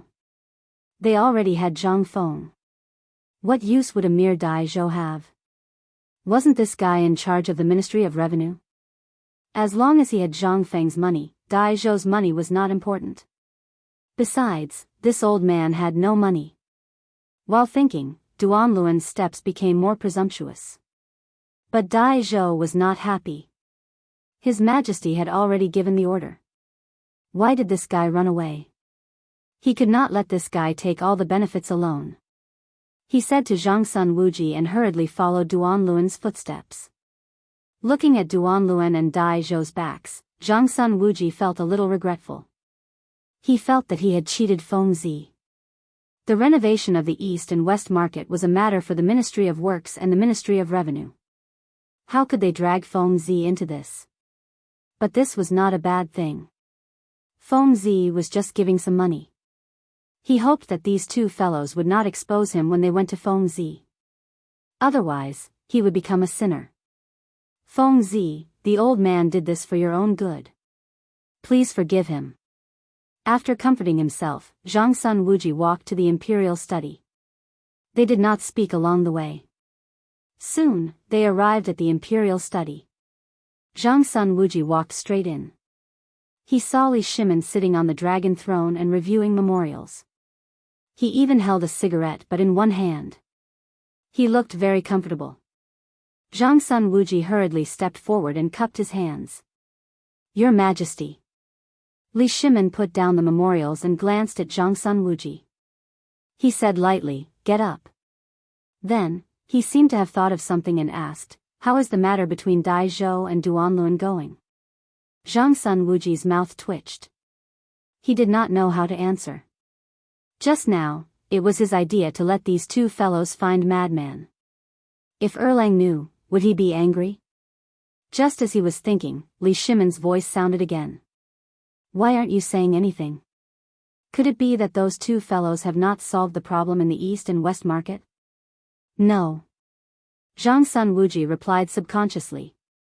But as soon as he said it, he regretted it. He was worried that if he continued, His Majesty would be unhappy.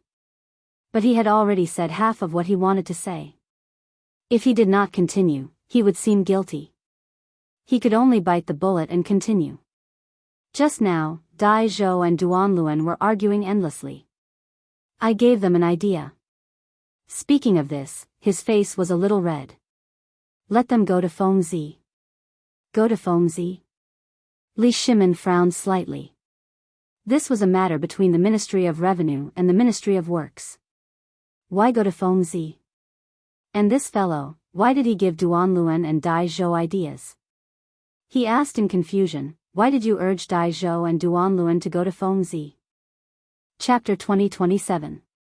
Zhang Sun Wuji smiled awkwardly.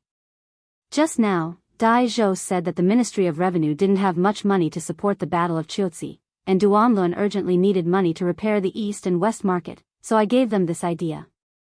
Well, Li Shimin nodded slightly. He now understood that his brother-in-law wanted to cheat Feng Zi. However, it didn't seem to be a bad thing. First, the officials of the imperial court would owe Feng Zi a favor, and Feng Zi's future as an official would be much easier. Second, there were many students in Feng Zi's academy, and it was time for them to gain experience. As for the money to repair the East and West Market, it was not worth mentioning to Feng Zi at all. Instead, he could earn a favor. It was a good deal. It seemed that Zhang Sun Wuji cheated Feng Zi, but in fact, Feng Zi made a lot of money. In this case, there was nothing to blame. Thinking of this, he smiled and said, "You did the right thing. Don't blame yourself." Huh? Zhang Sun Wuji didn't recover for a while. He thought that he might be scolded if he told Li Shimin about this matter. He didn't expect that not only was he not scolded, but he was also praised. This was really a pleasant surprise. In fact, what he didn't know was that he thought that he was on the first level. Li Erlang might not like the idea of making a madman lose some money and then scold him. However, Li Erlang was on the second level. He didn't care about the money that Zhang Feng lost at all. He only cared about the repair of the East and West Market and the favor that the officials owed Feng Zi. It should be known that a favor was much more important than money. Now that Li Shimin was not angry, he was relieved and said with a smile, "Thank you for your praise, Your Majesty. I did it for the sake of the Tang dynasty." Li Shimin nodded and didn't praise him much. He knew that his brother-in-law was arrogant and complacent sometimes. Then he changed the topic and said, "What has Feng Zi been doing recently?" Hearing this, Zhang Sun Wuji's interest was instantly piqued. He smiled and said, "I really don't know what Feng Zi has been doing recently. However, when I went to court this morning, I saw Feng Zi's guards." Oh, Li Shimin put down his cigarette and looked at Zhang Sun Wuji with interest. What are his guards doing? Zhang Sun Wuji stroked his beard as if he was thinking about something. After a while, he said, "I saw Feng Zi's bodyguard running around Chang'an Avenue. He was wearing steel plates and had sandbags tied to his feet. He was shouting some kind of chant that could be heard from 3 miles away. Li Shimin frowned, somewhat puzzled. He could understand running. It was nothing more than exercise. He could understand tying sandbags to his legs, but why did he have to tie steel plates to his body? She even had to chant. Why did this sound a bit like military training? However, it didn't seem like it. Soldiers didn't have the operation of tying steel plates. Fengzi was becoming more and more unfathomable. He looked at Zhang Sun Wuji in confusion. Do you know what Fengzi's guards are doing? I don't know. Zhang Sun Wuji shook his head and said with a puzzled expression, I only saw the guards when I went to court. I didn't ask. Li Shimin rolled his eyes at Zhang Sun Wuji, somewhat speechless. He was already in front of him, but he didn't know how to ask. However, this wasn't a bad thing. At least he knew what Fengzi was doing these days. He hadn't seen this guy for a few days. He could take this opportunity to see Fengzi. Thinking of this, he raised his head and glanced at Xiao Gizi. Xiao Gizi, change clothes and leave the palace. Xiao Gizi understood and took out plain clothes to wait for orders. Li Shimin stood up and changed clothes while saying to Zhang Sun Wuji, accompany me to see Fengzi later. Zhang Sun Wuji quivered and subconsciously wanted to refuse. This was because he had given Dai Zhou and Duanluan some advice just now. If nothing unexpected happened, these two fellows should be on their way. If they were to bump into each other in the Jianghu estate, it would be a little awkward. However, on second thought, Erlang's words made sense. This wasn't completely a bad thing. At least it would give the academy students a chance to gain experience. Perhaps Fengzi would thank him. After thinking about it, he decided to go. After all, Fengzi didn't eat people. After changing clothes quickly, Li Shimin and Zhang Sun Wuji got on the carriage and went to Zhang Mansion. However, they soon discovered something strange. Chang'an Avenue, which used to be packed with people, was deserted today. There were not even a few pedestrians on the road. What was even more strange was that there was no one in front of many vendors, leaving the food on the chairs. Many of the food had already been visited by sparrows. What was going on? Li Shimin turned to Zhang Sun Wuji and asked curiously, why is Chang'an Avenue like this? Could it be that thieves have looted it? This was the only possibility he could think of at the moment. Chang'an was usually crowded with people. Usually, it would take a few hours to go shopping. Moreover, the vendors in Chang'an valued their stalls more than their lives. How could they abandon their stalls now? There must be something wrong. Chapter 2028. But he still didn't know the reason. Faced with Li Shimin's question, Zhang Sun Wuji had a bad feeling. He looked around the street, and sure enough, it was deserted. Especially the glutinous rice wine stall. It was overturned. Glutinous rice wine? His eyes widened as if he remembered something. In the early hours of this morning, the guards of Zhang Mansion seemed to be drinking glutinous rice wine here. They also talked about some things in Zhang Mansion, including that madman was going to Jiangnan. Could it be, the incident on Chang'an Avenue was related to Fengzi? Hiss, he gasped and turned to Li Shimin. He said carefully, Your Majesty, it might be related to Fengzi. Fengzi? Li Shimin frowned and asked in confusion, how is it related to Fengzi? Zhang Sun Wuji narrowed his eyes. In the early hours of this morning, I vaguely heard the guards of Zhang Mansion say that Fengzi was going to leave. Hearing this, Li Shimin seemed to understand something. Fengzi was going to leave, and then the people of Chang'an were going to see Fengzi. Now this was the only explanation. Otherwise, how could the scene on Chang'an Avenue be explained? But soon he felt something was wrong. If the people all went to Fengzi's house, would Fengzi be in danger? He turned to the coachman and said quickly, Speed up, hurry up. The coachman didn't hesitate. He waved his whip and the horses neighed. They went straight to Zhang Mansion. But not long after, the coachman said, Master, there's a jam in front. Li Shimin frowned and reached out to lift the curtain of the sedan chair. He saw that the roadside was crowded with pedestrians. There were peddlers, merchants, scholars, and even some child beggars. Almost everyone that could be seen in Chang'an was here. In their hands, there were things like eggs, pancakes, and books. It looked like they were there to deliver gifts. If only the old man had such a big crowd when he left. Zhang Sun Wuji stroked his beard and sighed from the bottom of his heart. Indeed, Fengzi was about to go to Jiangnan, and so many people had come. This was enough to show Fengzi's position among the common people. However, Li Shimin wasn't in the mood to lament about this. He rolled his eyes at Zhang Sun Wuji and asked, "How do we get to the Zhang residence now?" Zhang Sun Wuji smiled awkwardly and glanced outside the window. He turned to look at Li Shimin and said faintly, "There are so many people on the road now. I'm afraid that the carriage won't be able to pass through. It seems that we can only walk." Walk? Li Shimin frowned slightly. To be honest, he was not willing to walk. After all, he was used to having a high bed and soft pillow for a long time. He was still repulsed by the sudden need to walk through the crowd. However, looking at the current situation, he was afraid that he had to walk. He sighed and could only say, "Then let's walk. Let's look for the back door of the Zhang residence and enter from there." Zhang Sun Wuji nodded. He called the coachman and helped Li Shimin get off the carriage.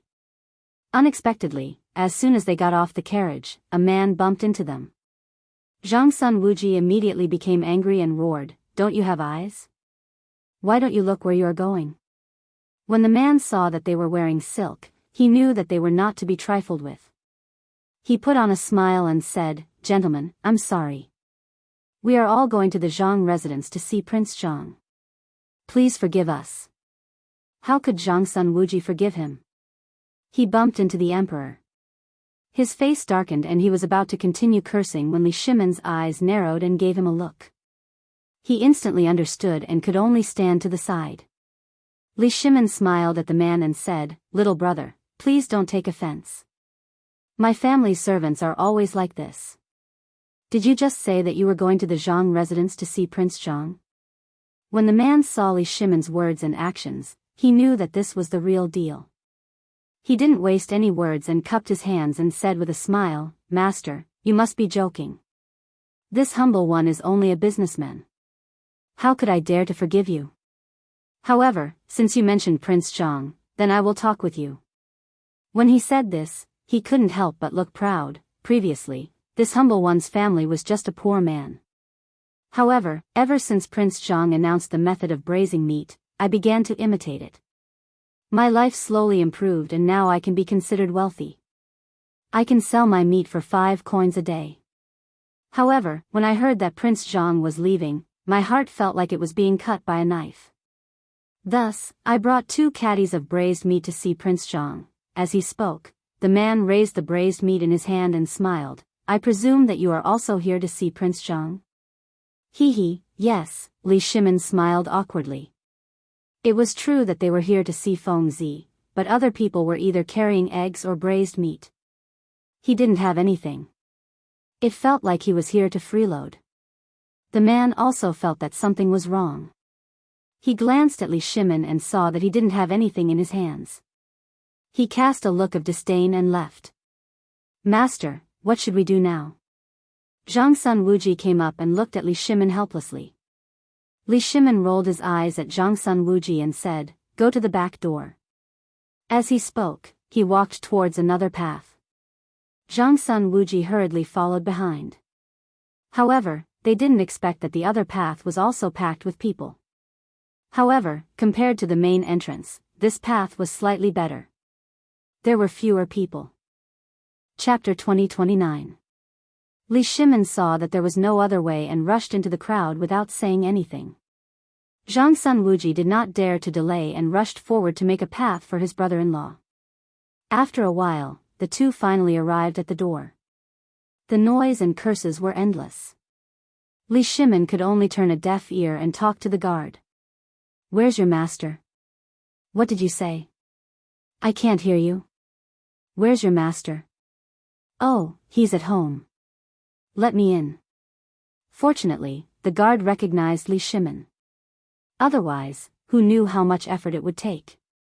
After entering the residence, the guard led Li Shimin to the main hall. As soon as he entered the main hall, he saw Zhang Feng sitting on a chair with a cigarette in his hand. He was smoking and looking very comfortable. Li Shimin quickly went forward and pulled Zhang Feng up.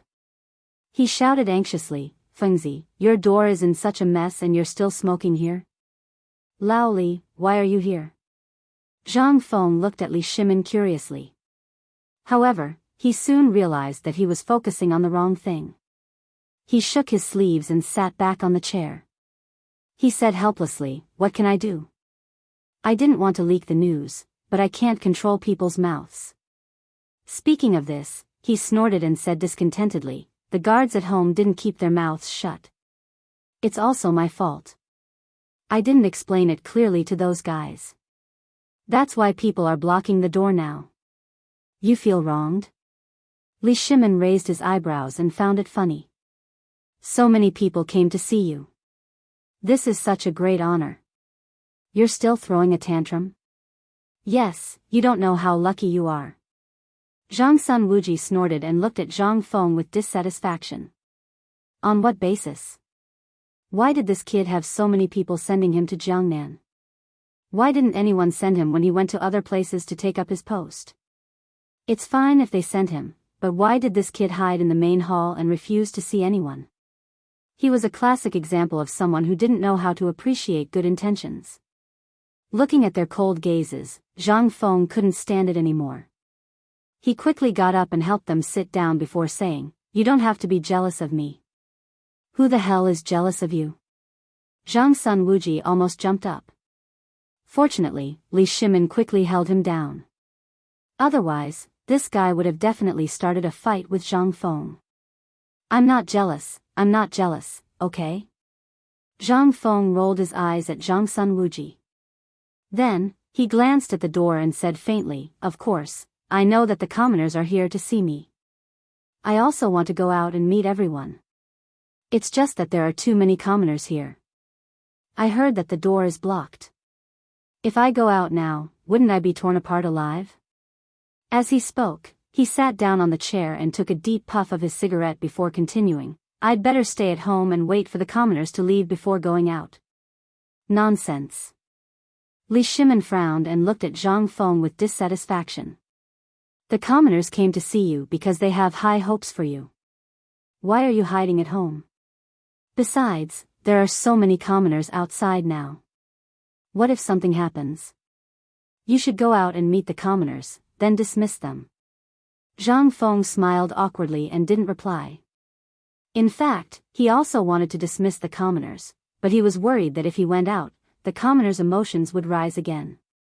This way, the situation would be even more difficult to deal with. If someone died, it would be difficult to clean up.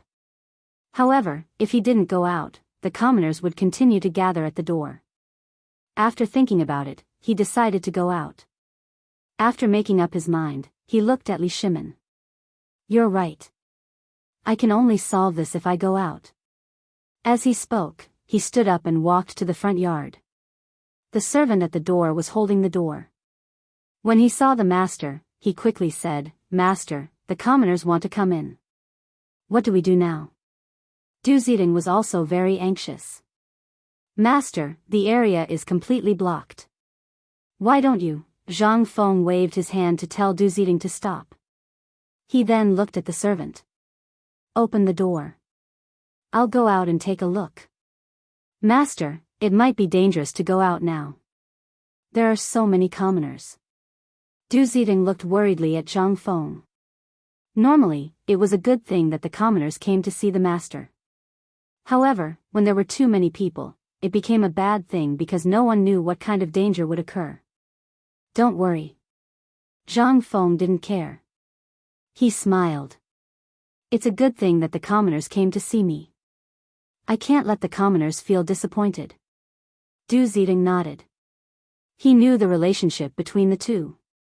The commoners coming to see the master meant that they loved the master. It would be inappropriate if they didn't go out. However, there were too many people going out. If there was danger, it would be over. He glanced at the servants. Later, open the door and protect the master. Remember, don't leave his side. The servants all nodded. Du Zidong was relieved. He waved his hand to open the door. As the main door was opened, a series of screams could be heard coming in. Prince Jiang, we're here to see you. Prince Jiang, Du Zidong hesitated. He turned his head to look at Zhang Feng. Zhang Feng didn't care. He waved his hand to open the door. Chapter 2030. When the door was fully opened, a sea of people came into view. Many common people and businessmen were holding all kinds of things in their hands, such as eggs, braised meat, silk, and so on. They stood at the door together. Some of them could not stand anymore, so they climbed on the stone lions in front of the mansion. Some children climbed directly on the locust trees, like monkeys looking at the sea.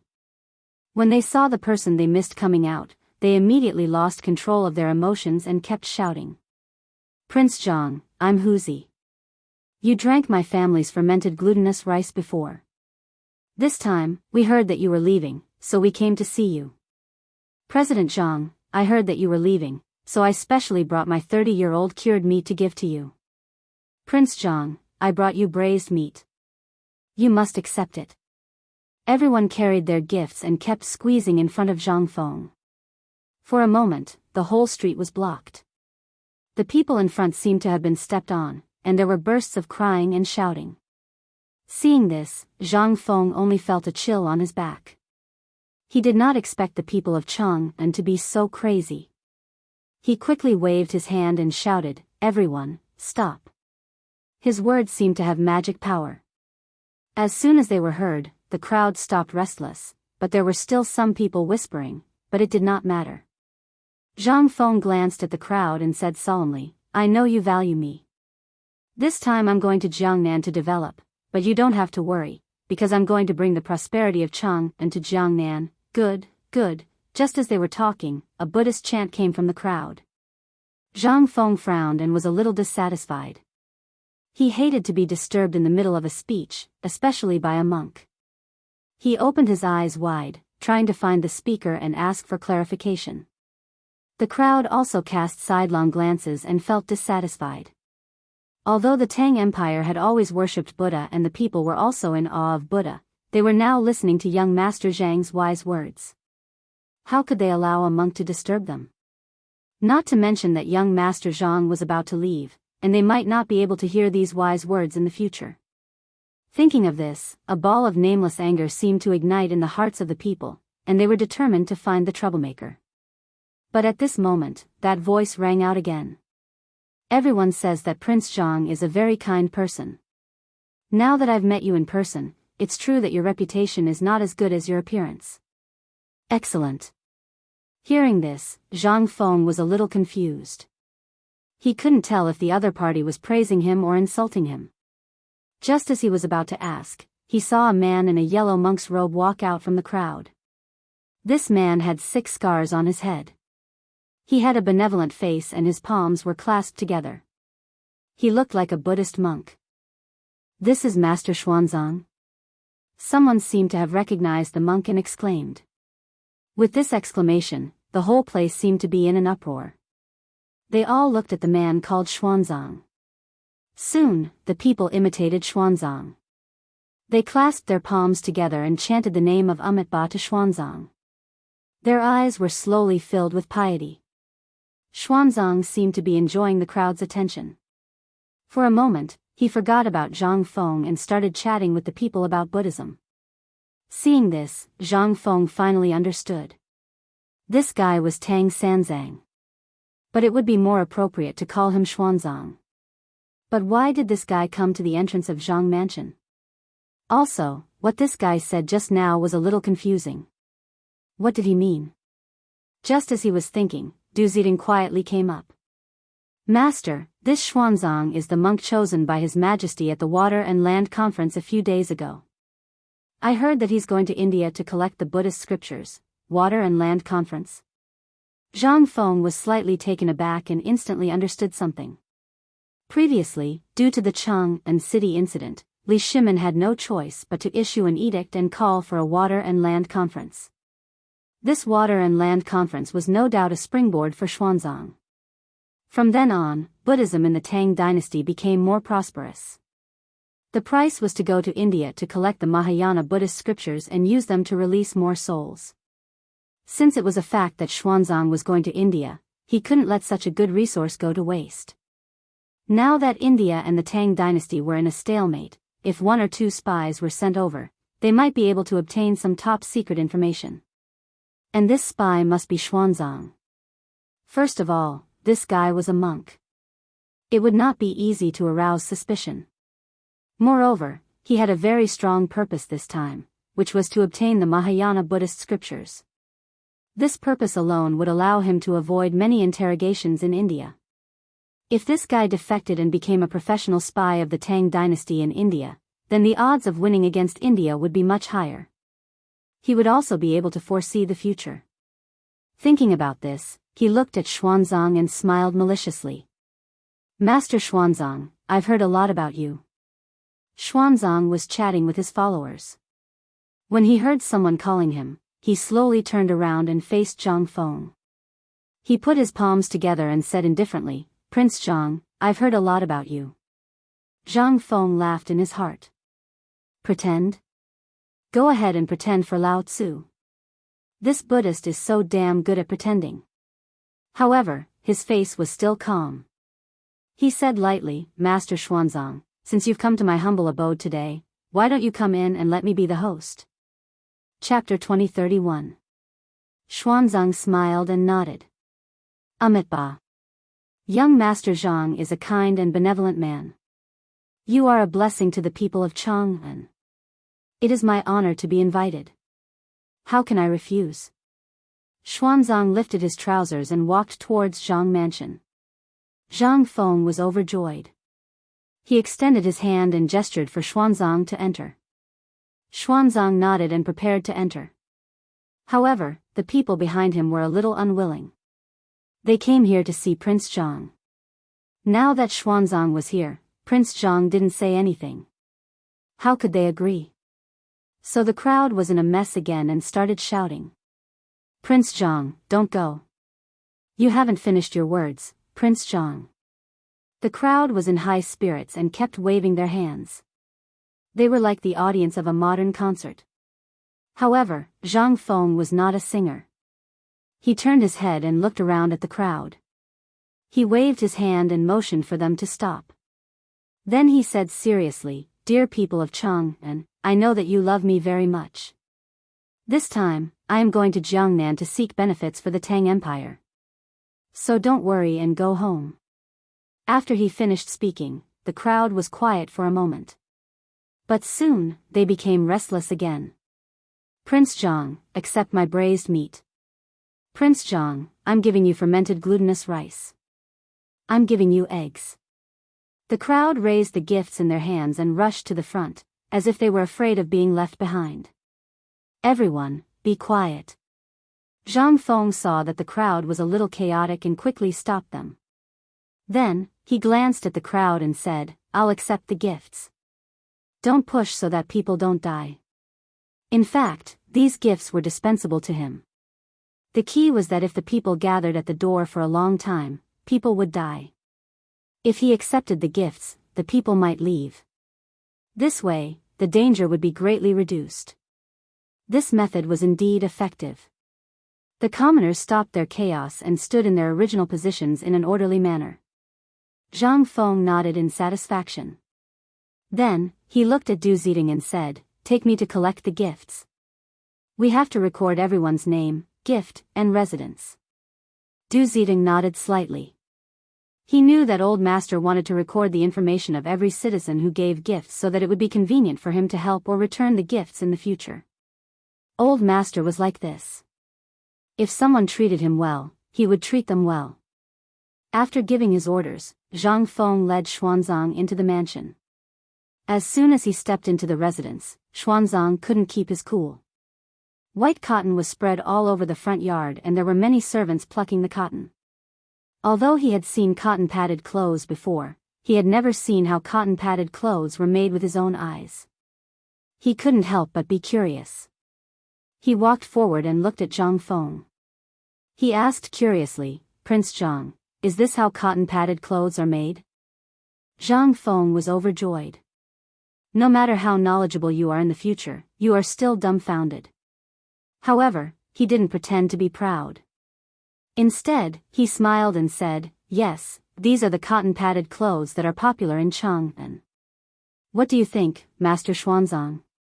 Xuanzang nodded slightly and smiled. Almsgiver Zhang is kind and generous. I believe that Buddha will bless you for the good of the people. He had heard of Zhang Feng's reputation before and thought that he was a kind and talented person. Today, not only did his understanding of Zhang Feng completely change, he also believed that Zhang Feng was a person who loved and protected the people. Now, he only had respect for him. Of course, Zhang Feng didn't know this. He smiled and said, Master Xuanzang, you must be joking. Please come to the hall. With that, Zhang Feng led Xuanzang to the main hall. Xuanzang reluctantly looked at the cotton and followed Zhang Feng to the hall. As soon as he entered the hall, Xuanzang was stunned because he saw someone. It was Li Shimin. His mind was in a mess. Why is His Majesty here? Prince Zhang may have some reputation, but it shouldn't be enough for His Majesty to come here, right? Just as he was wondering, he realized something. His Majesty was wearing plain clothes? And Lord Zhangsun was also wearing plain clothes? Could it be that His Majesty was out in plain clothes? Was there something going on between Prince Zhang and His Majesty? Or did His Majesty come to see Prince Zhang in plain clothes? Or did Prince Zhang not know His Majesty's identity? He didn't dare to think about it and just made random guesses. However, the awkward side appeared. How could he greet His Majesty? If he directly addressed His Majesty, it would be a sin if he ruined His Majesty's plans. But if he didn't address His Majesty as His Majesty, it would be disrespectful. Just as he was confused, Li Shimin walked up and gave Xuanzang a look. He smiled and said, you must be the famous Master Xuanzang in Chang'an. When Xuanzang first came in, he was also shocked. Fortunately, this guy was stunned. Otherwise, he wouldn't know what to say. Xuanzang wasn't stupid. When he saw Li Shimin's look and words, he understood what was going on. He nodded and put his palms together. I am Xuanzang. May I know who you are? Chapter 2032. This was a classic case of asking the obvious. Both of them knew what was going on. Poor Zhang Feng didn't know anything and thought that this was the first time the two of them had met. He quickly stepped forward to introduce them. Xuanzang, this is Master Li. He's a businessman. The one surnamed Sun is also a businessman. As he spoke, Zhang Feng waved for everyone to take a seat. Xuanzang sat down. He was now certain that Zhang Feng didn't know His Majesty's identity. He didn't even know Lord Zhangsuan's identity. But why did His Majesty come to Zhang Feng? And why did he hide his identity? Just as he was wondering, Zhang Feng spoke again. Master Xuanzang, I heard that you hosted the Water and Land Conference last time? Xuanzang paused and didn't immediately reply. He glanced at Li Shimin. Because the conference was hosted by him, he didn't dare to speak without his permission. Li Shimin also sensed Xuanzang's dilemma and gave him a reassuring look. Xuanzang relaxed and put his palms together. Almsgiver Zhang, I did host the Water and Land Conference last time. What advice does Prince Zhang have for me? I can't say that I've taught you anything. Zhang Feng smiled and turned to Li Shimin. His face fell. Lao Li, come with me and see if the tea is ready. Tea? Li Shimin paused. He had been sitting here for a long time and the tea hadn't been served. Why did Xuanzang want to see if the tea was ready? Besides, the tea was made by the maids. Why did he want him to see it? In an instant, he seemed to understand something. This kid must have something to say to him and wanted to go out on purpose. That should be it. Otherwise, why would he find such a clumsy excuse? Thinking of this, he still followed Zhang Feng out of the door. Xuanzang, on the other hand, was stunned. It was because Zhang Feng addressed Li Shimin as such. Lao Li. Without years of friendship, no one would call him that. But His Majesty didn't seem to care at all. Even Lord Zhangsun, who was usually the most protective of His Majesty, did not say a word. Strange, this was too strange. He felt like his head was in a mess. He wanted to ask Zhangsun Wuji, who was in meditation, but he was afraid that he would say something wrong. He could only pray in his heart, Amitba, Buddha bless me. On the other hand, Zhang Feng led Li Shimin to a side room.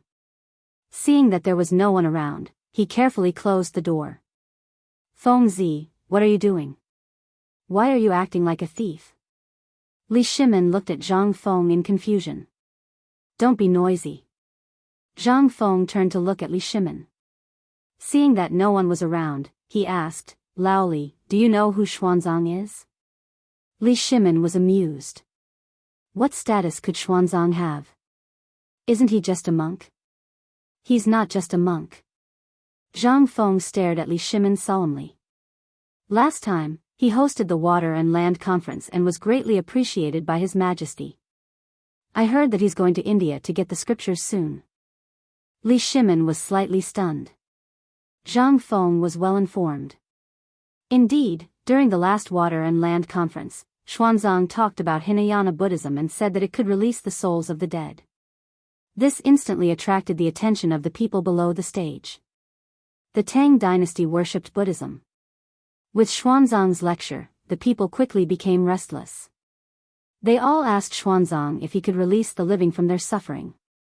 Xuanzang said that he needed the Mahayana Buddhism, and this Mahayana Buddhism was far away in India.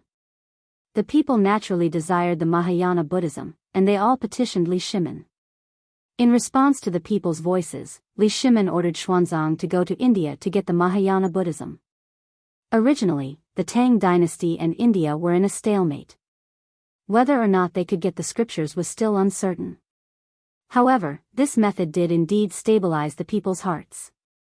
Xuanzang was also willing to go to India. Both sides were happy.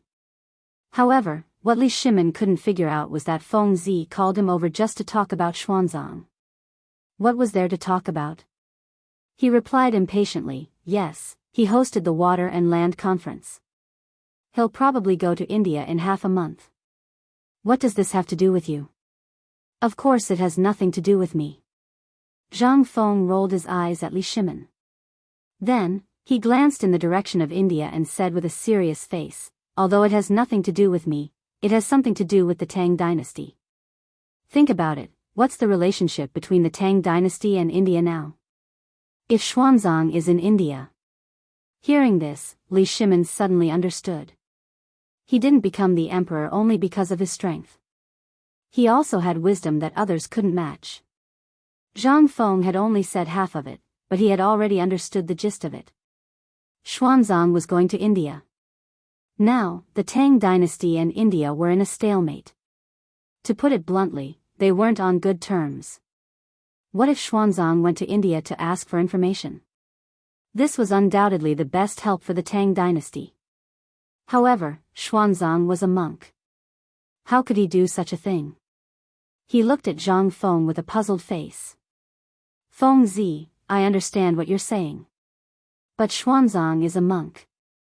Why would he be willing to work for you and me? Zhang Feng smiled confidently. Don't worry about that. I'll convince Xuanzang later. You just have to beat around the bush and say a few words for me. I promise I'll have a way. Chapter 2033. Li Shimin did not know what Zhang Feng was up to, but seeing how confident he was, he did not say anything. Furthermore, Xuanzang knew his identity. He believed that with his words, it would be easier for Xuanzang to betray him. He nodded, all right, I will act according to your wishes. Zhang Feng nodded, opened the door and walked towards the main hall. Xuanzang was still thinking about the relationship between Zhang Feng and Li Shimin. When he saw them return, he hurriedly stood up, Almsgiver Zhang, Almsgiver Li, you are back. Zhang Feng smiled, please have a seat, Venerable One. The tea will be served soon. Although making tea was an excuse, he could not just sit there and do nothing. That was why he ordered the servants to make tea when he came over. Xuanzang nodded and glanced at Li Shimin. Seeing that there was nothing wrong, he turned and sat down. He then looked at Zhang Feng and smiled. Almsgiver Zhang, I saw many cotton-padded clothes in the front yard. They must be in high demand. His face turned red. I have a presumptuous request. I wonder if almsgiver Zhang could sell some to the monks of the Great Mercy Temple? To resist the cold? The Great Mercy Temple was where he cultivated. There were many pilgrims there. He could use some money to buy cotton-padded clothes. Hearing Xuanzang's words, Zhang Feng was overjoyed. He wanted to drink milk. The mother of his child was here. He was still thinking about how to get into the conversation with Xuanzang, but this guy came knocking on his door. As long as he gave the cotton-padded clothes to him, Xuanzang would owe him a favor. It would be easier to negotiate later. After making up his mind, he smiled and pretended to be a savior. Venerable Xuanzang, you are too kind. Although I am not a Buddhist, I am a Buddhist. Since the monks of the Great Mercy Temple need cotton-padded clothes, how can it be a transaction? I am willing to give them to the monks of the Great Mercy Temple. That being said, Lin Fan was overjoyed. If Xuanzang wanted cotton clothes, he must have a need for them. Lin Fan was lacking in everything but cotton clothes. If he gave these cotton clothes to Xuanzang, Xuanzang would definitely fall for it. Li Shimin despised Zhang Feng in his heart because he knew that this guy was full of nonsense. What did he mean by liking Buddhism? Who was he trying to fool? He had never seen this guy read a book about Buddhism. Moreover, he was so indulgent in meat and wine. Did he look like someone who loved Buddhism? However, he didn't expose Xuanzang. After all, he also hoped that Zhang Feng could fool Xuanzang so that he could go to India to gather information. As for the Mahayana Sutra, wasn't that simple? When India was destroyed, what Mahayana Sutra would they not have? He could even get his hands on top-grade sutras. Even if they couldn't destroy India, as long as Xuanzang was fooled, he would definitely be a thorn in India's side. After all, India worshipped Buddhism as their national religion. Who would suspect that a monk was a spy? However, this still depended on whether Feng Zi's mouth could fool Xuanzang, the foolish monk. With that thought, he looked at the two of them again. He saw that Xuanzang's eyes were slightly red.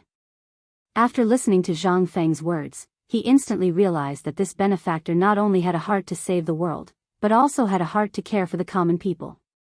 This was simply a blessing for Chang and the people of the world. However, he couldn't accept the cotton clothes. After all, he didn't deserve it. With that thought, he put his palms together and said with admiration, "Excellent. Benefactor Zhang's heart is indeed a blessing for the common people. However, I know that the cotton clothes are from Benefactor Zhang's family. It wasn't easy to make them, so I can't accept it easily. The Great Mercy Temple still has some money for incense. I will personally send it over."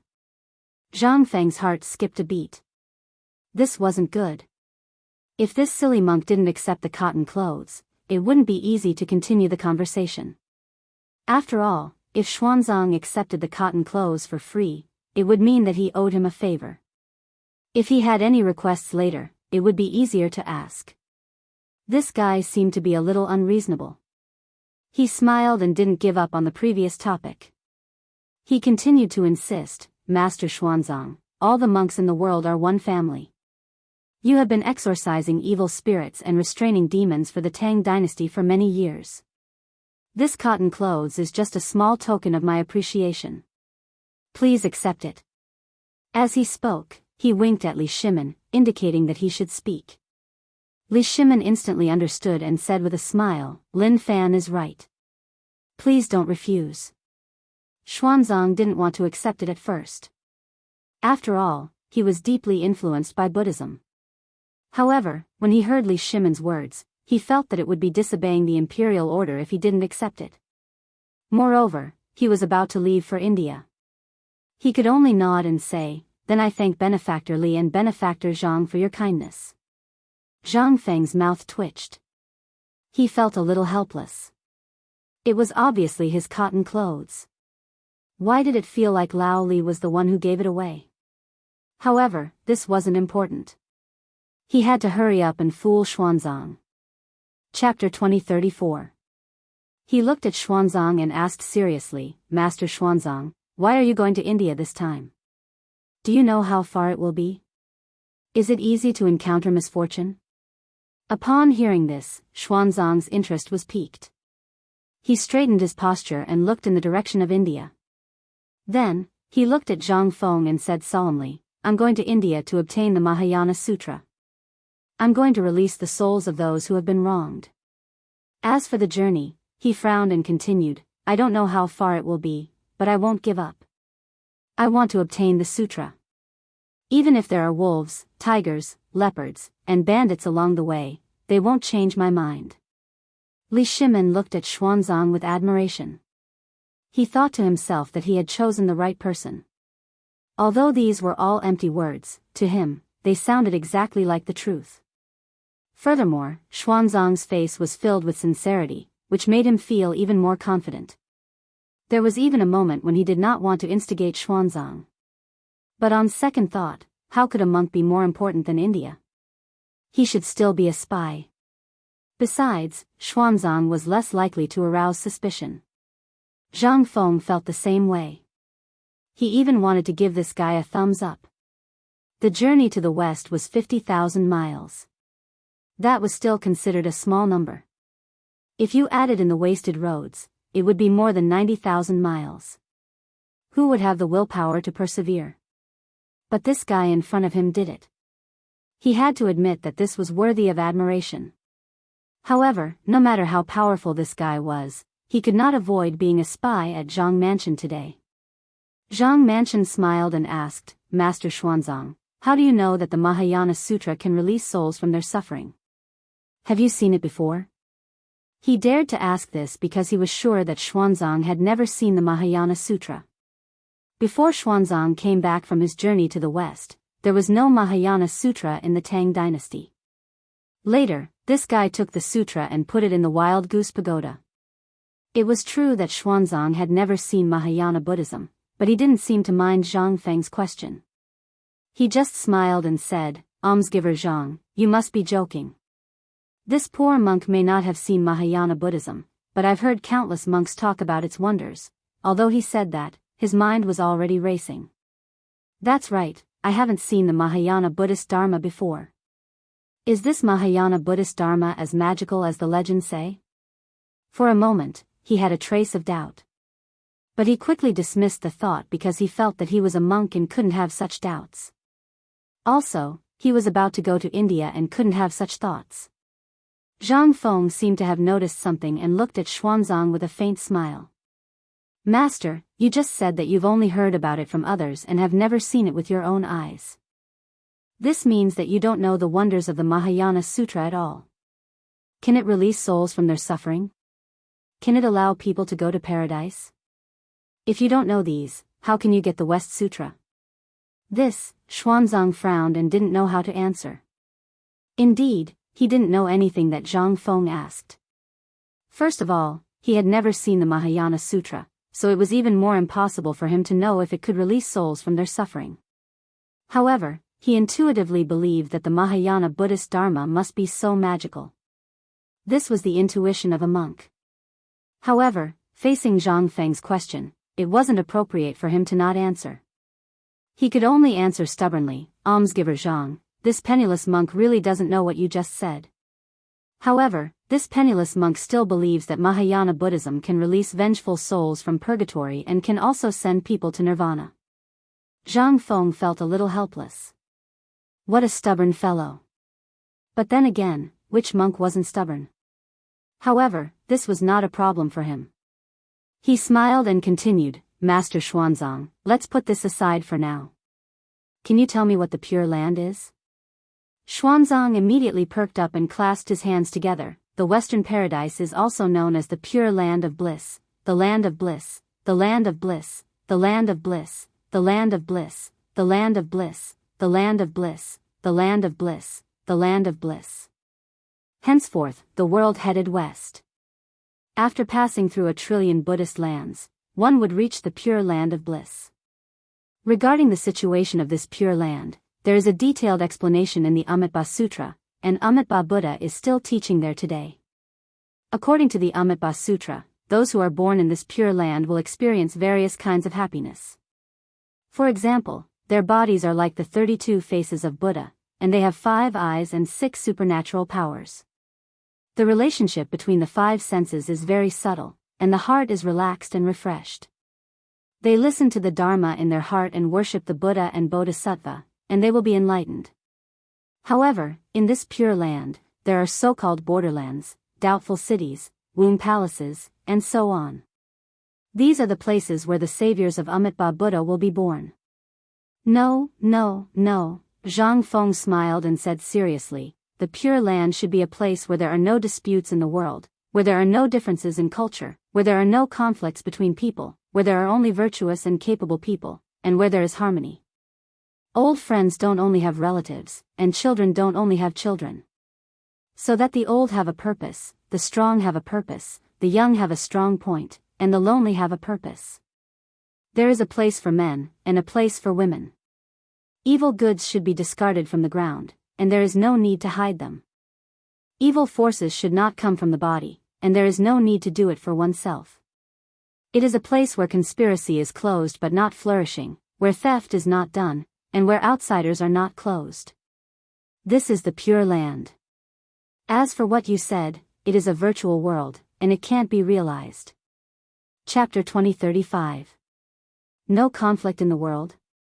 Xuanzang was stunned. No difference in culture? No conflict in the world? These words kept pouring into his mind like a bucket of water. Yes, as long as there was no conflict in the world, people would be able to enjoy bliss even if they didn't go to the Western paradise. Now that the world was divided and reunited, there were endless wars. Didn't he become a monk to find a pure land for people? If there was no conflict in the world, the Western scripture wouldn't be important. There was no difference in culture. As long as everyone could read and use the same language, there would be no obstacles in communication and wars wouldn't happen easily. One had to know that many wars were caused by disagreements and not being able to understand each other's language. If there were really no cultural differences, then there wouldn't be wars and people wouldn't die. But how could this be achieved? As long as there were people, there would be wars. This was inevitable. But since almsgiver Zhang said so, did he have a corresponding solution? He looked at Zhang Feng expectantly. Almsgiver Zhang, what you said just now is really wise. How can we do it? It's very simple. Zhang Feng smiled. As long as there is no war in the world, it can be done. The corner of Xuanzang's mouth twitched. He felt helpless. He knew there was no war, but how to do it was the most difficult. He asked again with a sincere face, Almsgiver Zhang, I know there is no war. But how can we do it? Zhang Feng looked at Li Shimin. They were finally getting to the point. He smiled and turned to look at Xuanzang.